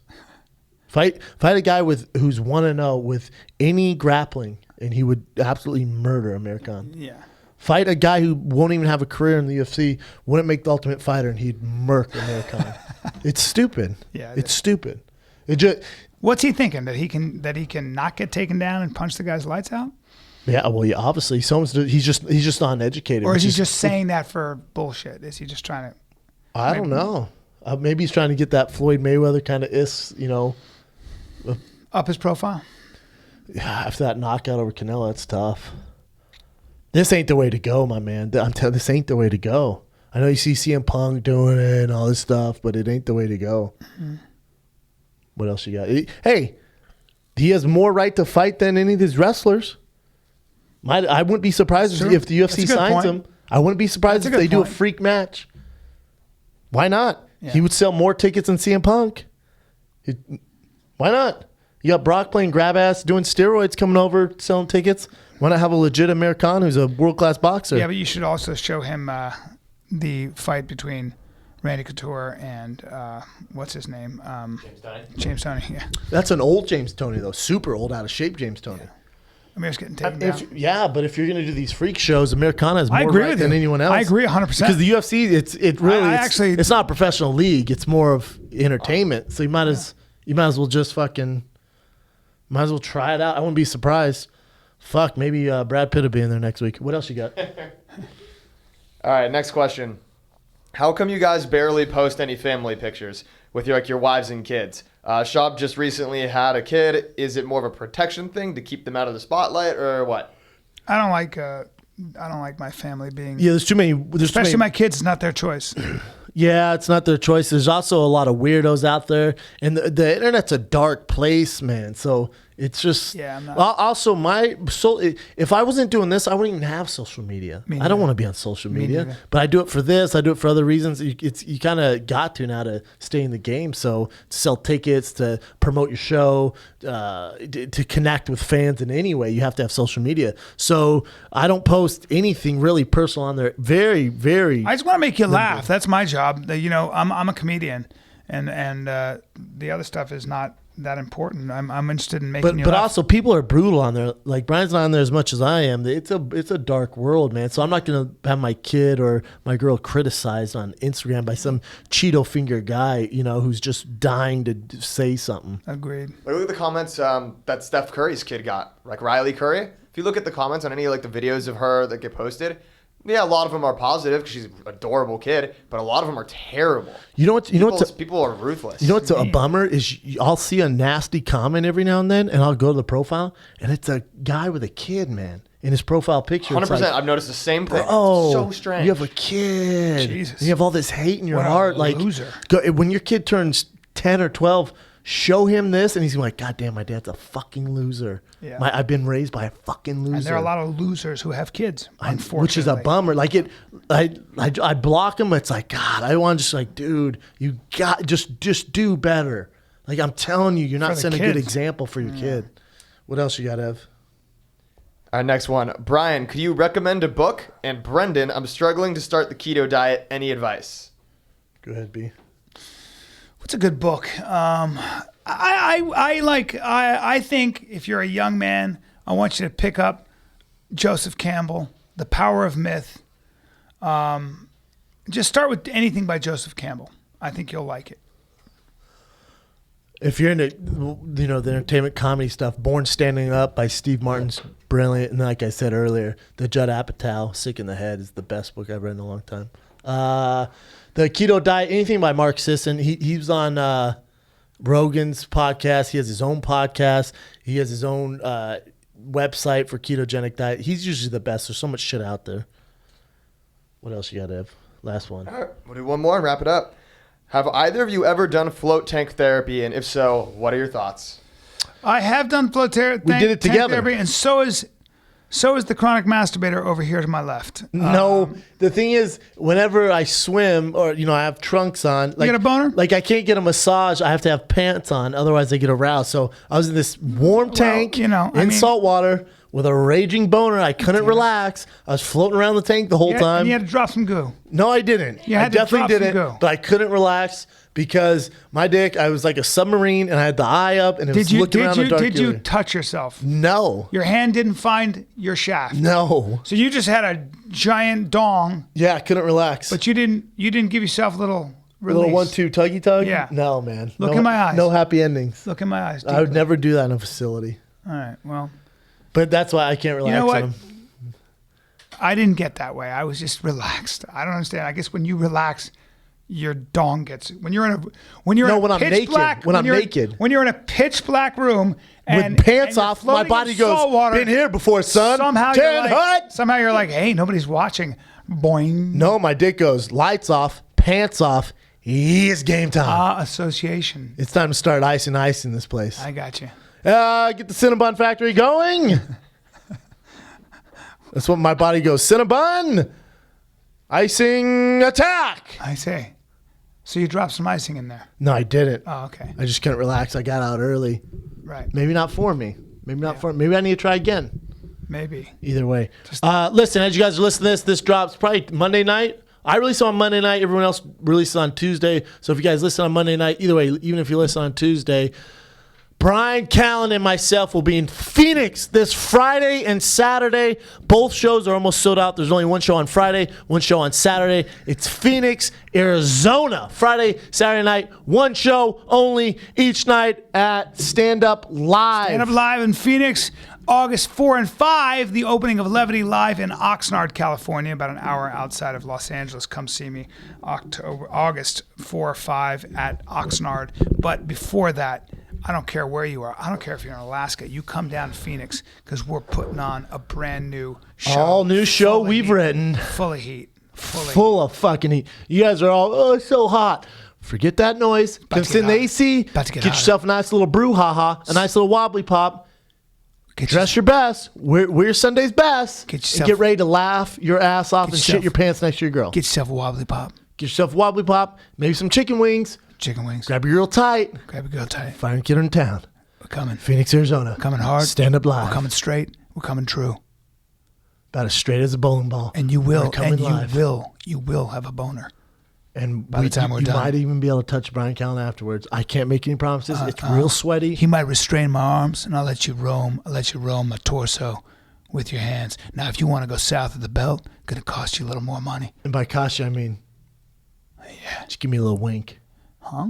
That's the whole play with Bryan. Drop a little more money. Drop a little more money in that. Phoenix, Arizona, this Friday, this Saturday, both almost sold out. tfatk.com. This is the Final Kid. We're out.